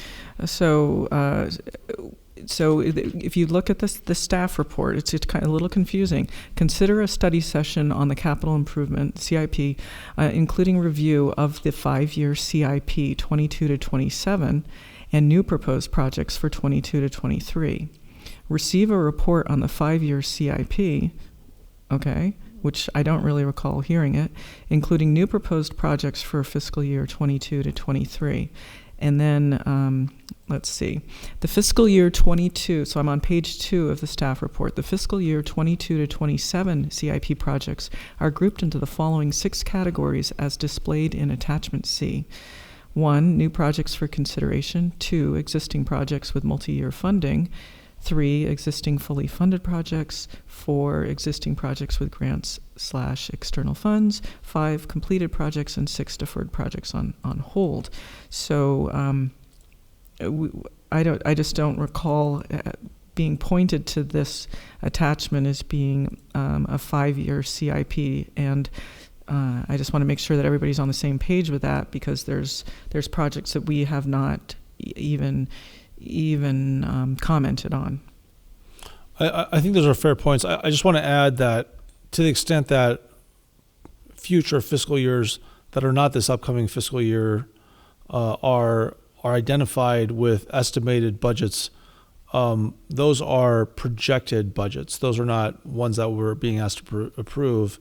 But I think point taken, we do have these projections in front of us. And so if we fail to comment, for instance, on some of them, then I don't think that we're necessarily accepting them by silence. But I think, we would have an opportunity to comment if we had some thoughts on, 4-year projections outside of this upcoming fiscal year. So I think Vice Mayor Chow was next on the comments at this point, and then I'll go to my own comments, and then I think that it would probably behoove us to go ahead and at least try to provide some direction.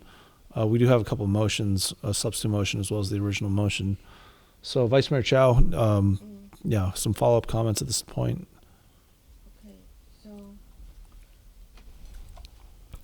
Yeah, I'd like to clarify. So in my motion, everything is from today's 7 new items. I only added 2 items, which is the dog park amenities and the Bollinger Bike Path, which is from one of the 23 to 27 list. So those are, so that even the Bollinger one is in the agenda item today. They only added the amenity for dog park. Everything that I have made is a modification based on the 7 items the staff proposed for next year. So I'm not adding anything new. I'm just clarifying so that we are doing things properly according to approved, adopted CIP and adopted master plans. Thank you. Okay, thank you, Vice Mayor. And so, you know, I'll go ahead with my follow-on comments here. With regard to completing our current fiscal year capital improvement programs, items, and the descriptions, I think it would be good to do so for 10455 Torrey Avenue. I'm just going to go ahead and share what I would put in as a modification to my original motion, if that were on the table, and so we can just capture that. So give me one moment. Sorry about that. Let's make sure I'm sharing the right file here. Okay, document 6. All right. So I would have modified my commentary on the 10455 Torrey Avenue space. I was compelled by something that Vice Mayor Chow said a couple of iterations ago in our comments with regard to the current capital improvements program description. I think that it is a good idea to complete that process prior to deferral, and I think that's an integral part of the City Hall employment equation. Councilmember Willie had recommended that we look at the option of locating the Emergency Operations Center or the OC in a location other than City Hall to see if it would impact the cost projection of City Hall, or perhaps even provide us some additional options if there are some cost savings. I think the rest of it is identical to what I had stated previously. And then with regard to the Bollinger project, I would definitively support that, but I think given the fact that Bollinger is a kind of a two-pronged issue, with half of it being in Cupertino and half of it being in West San Jose, we should be working in conjunction with that jurisdiction to solve that problem. I do note that based upon what Councilmember Moore had stated, that we do have the Bollinger Road bike improvements on this Category 1 new projects area, and the funding projected for that is about $1.5 million, with a cost escalation in the subsequent fiscal year to $1.575 million. But then again, we're not being asked to approve the fiscal year 2024 budget. We're just, and I think if we had thoughts on that, we would basically say, do we perhaps move that up? And my thought on this would be, I'm in complete agreement. If people have gotten killed crossing this is a definitive priority. And so I think to the extent that we can be working with West San Jose, the jurisdiction of San Jose, and working on these improvements, it's critically necessary. It's not just one person; it was multiple people, multiple pedestrians that have gotten killed in the last I think year to two. So those are my thoughts. And then I think that let's go ahead and I don't necessarily want to open this back up to another round of comments, because we could, I think, virtually spend the rest of our time this evening basically going on rounds of comments on the capital improvement projects. So I think that at this point, I would suggest that we go ahead and ask that this come back on the 17th based upon the comments that we have been providing thus far. And Councilmember Moore, both you and Councilmember Way have your hands raised. Vice Mayor Chow, you have your hand raised now. What I would like to do, however, is to be able to wrap this up with direction to staff to go back and bring back another set of options based upon our feedback, and hopefully get to perhaps one other item I'll note that item 27 should be fairly straightforward. That's the consideration of our summer recess items. And so I don't see us, frankly, getting to other items and completing them before midnight on this one. So, Councilmember Way, you had your, you'll do a real quick one, and then we'll go to Councilmember Moore. I want to 2 points. I do agree that we need to come back and with the feedback that the staff can give us to it. But I want to agree with Councilmember Moore that Vice Mayor Chow did say that it's included. She refers to everything that's included in 7 items, but the scope and everything has changed. So I really need the staff to come back. For example, the 21-22 plan. A common bridge is on it. It's been completed because there was no problem with the entitlement. So how is that? We're not discussing and moving it back forward. So I just need to really understand that we need to discuss a few items in addition to just what Vice Mayor Chow proposed. And so my understanding is it's going to come back to us for more discussions. And okay. That's I mean, I will say that Carmen Bridge apparently has almost $1 million for design in the next fiscal year, and in the fiscal year after that, almost $5 million for construction. But we're not approving any of these things, under this current fiscal year.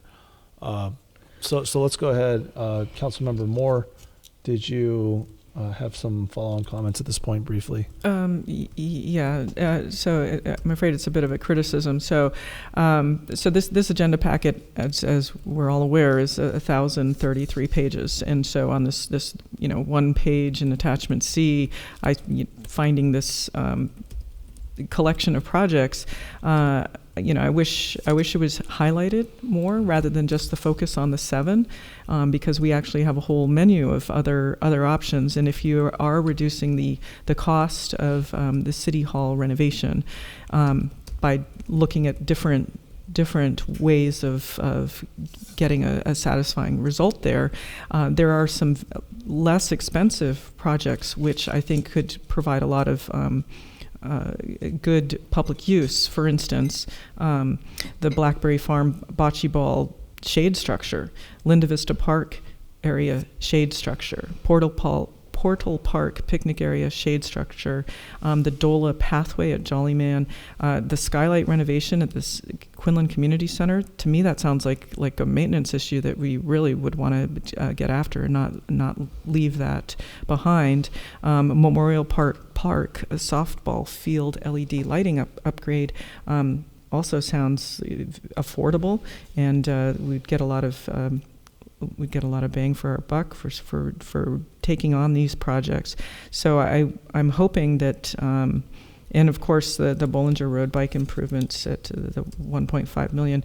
I'm hoping that the reallocation or reconsideration of the City Hall project is actually freeing up money for some of these smaller projects, which I think will provide some good benefits for the public.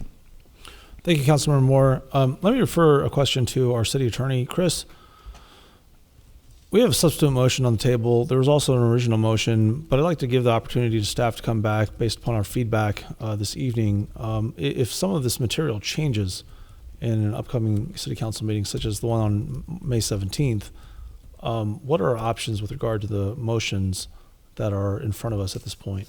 Could we then basically retract those motions and then, effectuate a reconsideration, or how should this work structurally and procedurally at this point?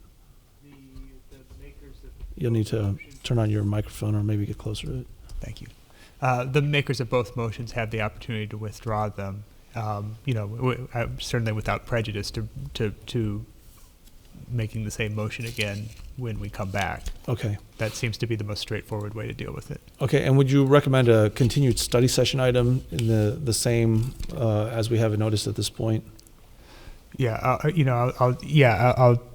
I'll defer to Jim, but we could procedurally we could certainly continue the study session to a date certain. Okay. Yes, and our city manager Troop, you had a comment here too. Yeah, thank you, Mayor Council. That is something we could do, is come back with a continuation of a study session. I was going to say this is a study session, so it's really giving us direction to come back with what we were going to present, or we do present, or whatever you want to call it. if there is need for more discussion, then we could continue that at that point too. Let's do that. Let's go ahead and continue based upon our discussion this evening. We have a couple motions, the substitute motions that's on the table, and the original motion as well.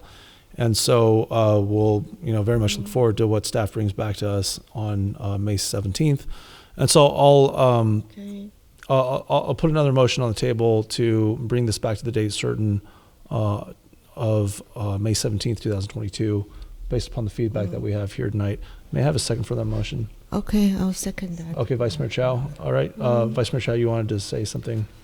Yeah, so we are keeping these motions that we have proposed until the next meeting.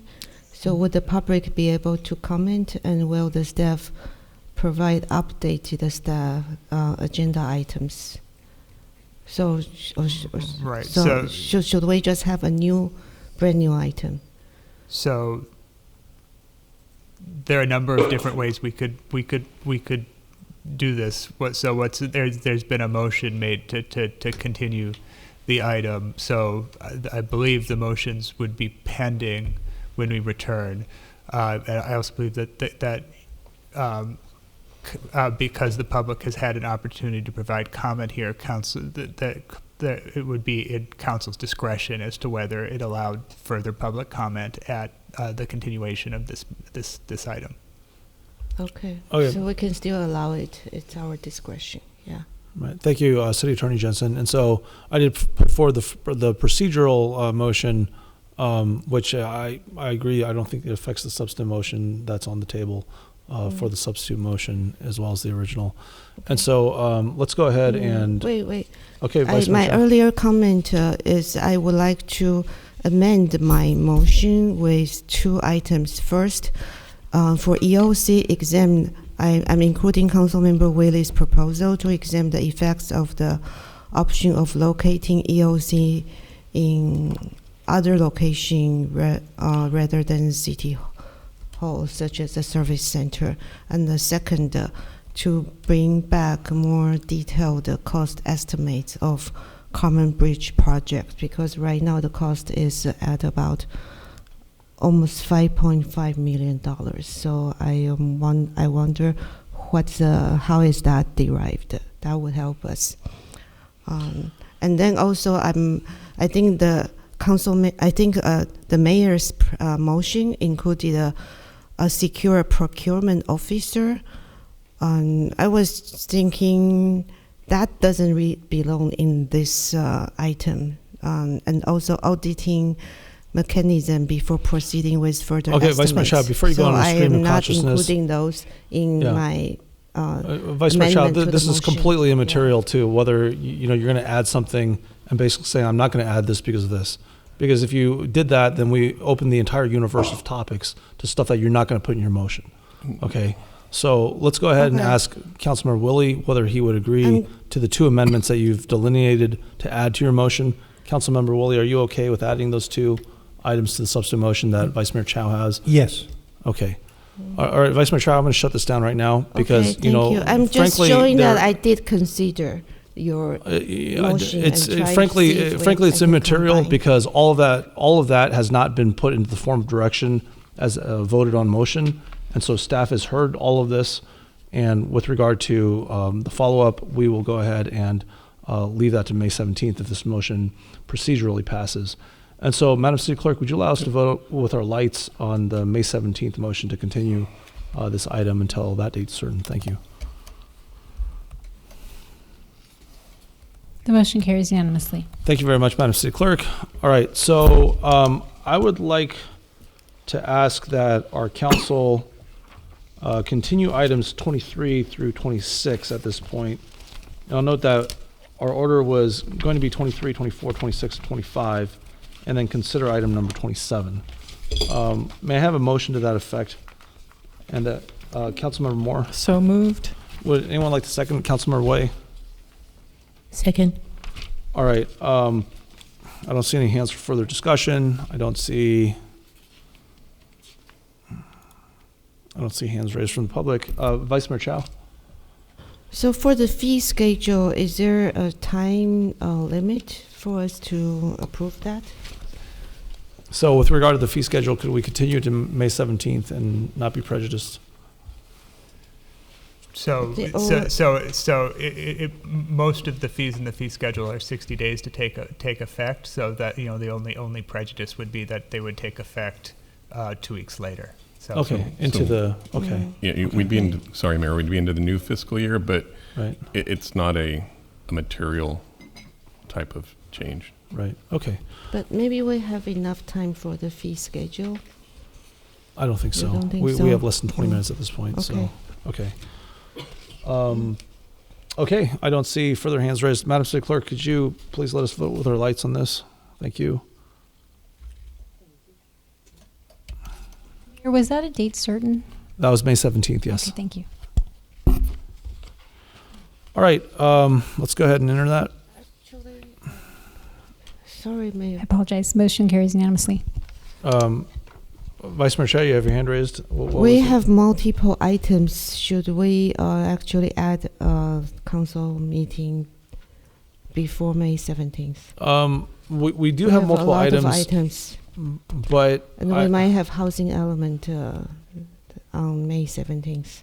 I think that at this point, I'm willing to put it on May 17th. Let me refer to staff at this time, given the fact that we have continued to May 17th.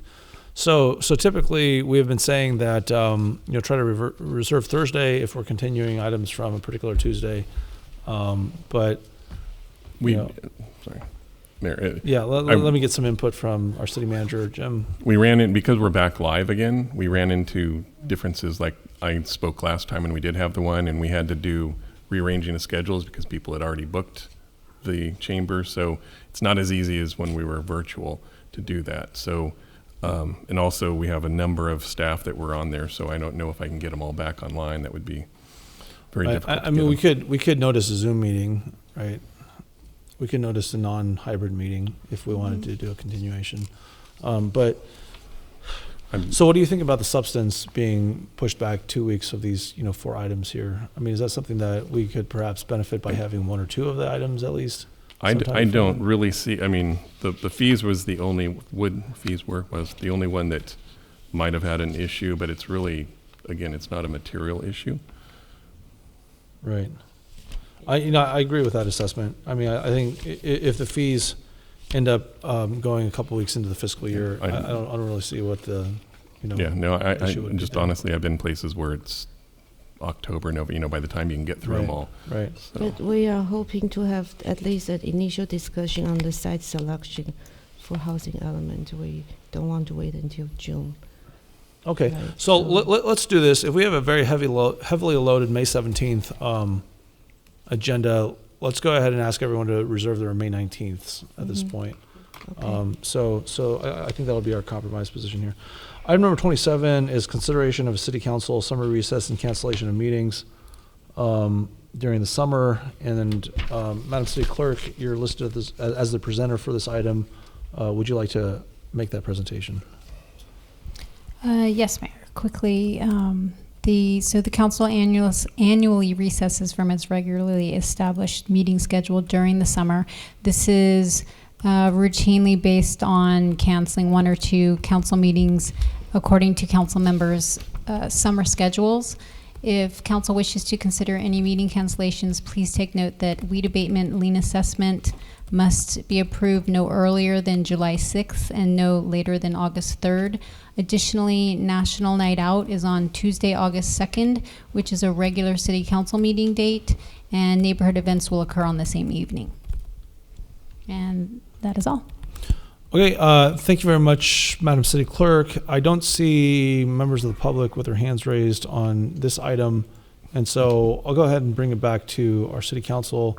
I'll note that the 4th of July is on Monday this year, and so our regular council meeting would be on the 5th of July. I would suggest that we cancel the July 5th meeting as well as the first meeting in August.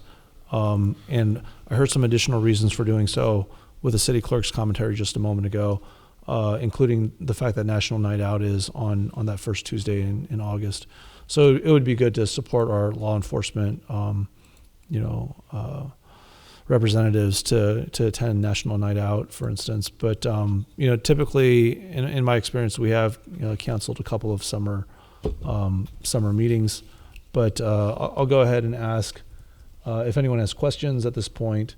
Councilman Moore, do you have a question, or can I have a second for further discussion? I have a comment. I Okay. I agree with canceling the August one that's on National Night Out, August 2nd, but I don't agree with canceling the 5th of July one, because our agenda has been so packed and we've had to move items off that I'd be afraid, especially with the housing element needing to progress, that we might get caught with too much on our plate. Okay. So we have also in the past, I think this probably affects your reaction to this. We have in the past also canceled the first meeting in September due to the fact of the Labor Day holiday and that first Monday. So Councilmember Moore, let me just ask you, you would also, I take it, not be in favor of canceling the first meeting in September, is that correct? That's true. Okay, so Councilmember Moore suggesting that we cancel only August 2nd. I'd be happy to make an amendment to my motion. I mean, I hear what you're saying. It is a very important year, and so I'll go ahead and amend the motion to suggest canceling the August 2nd. It is August 2nd, correct, Madam City Clerk? First Tuesday. Okay, the August 2nd meeting of the Cupertino City Council this year. Vice Mayor Chow, you have your hand raised. Would you like to second that motion? Well, I was happy to second your first one motion? too. Okay. So the second one is okay, but I think the reason we need to cancel. Let's start there. Okay. Is it? Will you second it so that either way? Yeah. Okay, so second. You'll second the modified motion. Yeah. August okay. 2nd, cancel. Okay. Oh, Vice Mayor Chow, please proceed. But I actually think canceling July 5th. I think the reason was in terms of preparation of the agenda, because of the weekend, there might not be staff around the week before to prepare the agenda. And if we cancel that regular meeting, we can always add a special meeting on any day in July. So we still have 2 meetings in July. So that doesn't really limit us from adding special meeting if we need for housing element. That's, yeah. Councilmember Moore, you have a comment?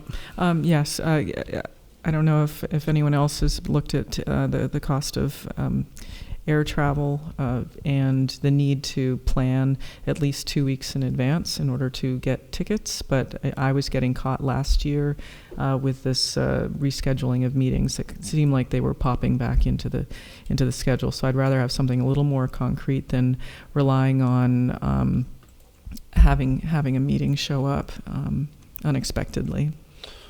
Okay, well, the motion on the table is to cancel our August 2nd meeting, and Vice Mayor Chow, your concern is noted, but that's the motion on the table at this point. Okay, so any other comments, Councilmember Way?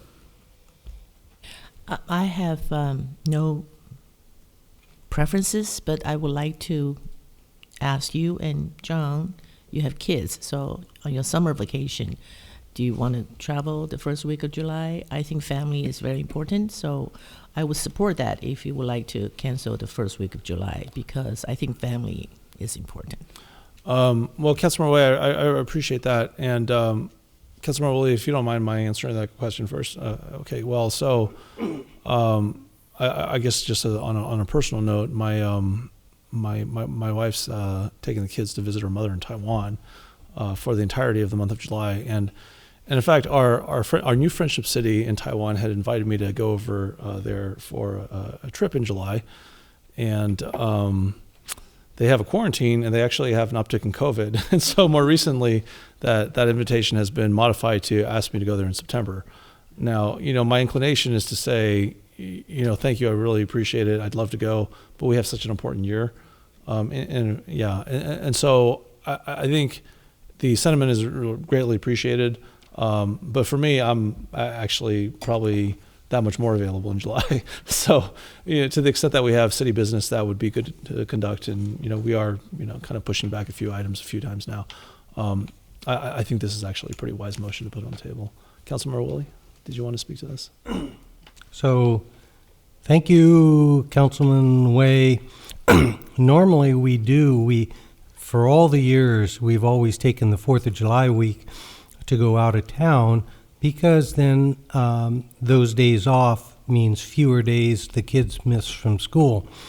This year, though, my oldest, who's in high school, has actually asked to take another math class in the summer, so we won't be going out of town for July. So I'm okay either way. The only one I would toss out is that Monday being the 4th of July, Tuesday being the council meeting, if any of city staff goes out of town for the 4th of July, they would be coming back, in traffic on the 5th.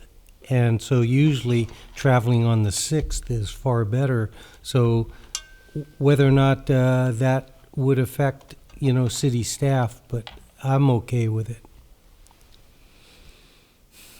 Okay. Well, thank you, Councilmember Willie. I mean, I think we also, yeah. Well, the 6th is Wednesday, right? And so I suppose we could move to the 7th as well. I mean, just in terms of, trying to push it back a little bit further a week. Does staff have any kind of, feedback on the notion of moving our meeting of July 5th back further in the same week? Actually, I would say that would be best. Anytime you have a council meeting like the day after, it's pretty challenging, very tough. So further into the week would be good. Well, let me see. Vice Mayor Chow, would you be willing to modify the motion to move the July 4th meeting to July 7th? Basically cancel the regular meeting and have a special meeting on the 7th. Yeah. Okay. All right. So I'll go ahead and make that friendly amendment to move from July 4th, the July 5th, cancel the July 5th meeting and have a special meeting of the City Council on July 7th, in addition to canceling the August 2nd meeting. So I don't see any further hands raised at this point, and so let's go ahead and please ask our city clerk to allow us to vote with our lights.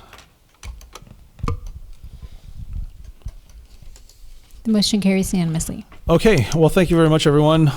We do have a few items that we're continuing to May 17th, and so with that, unless Jim, you'd like to speak on behalf of staff, I'd be happy to adjourn the meeting to May 17th with our continued items on that agenda as well. Getting a nod? Okay, well, thank you very much, everyone. Good, productive meeting. We'll have, a couple of weeks hence, we'll be reconsidering the items that we've continued. We hope that you have a safe interim 2 weeks. We'll see you on May 17th for the regular meeting of the City Council on that evening. Thank you very much and good night. Meeting adjourned.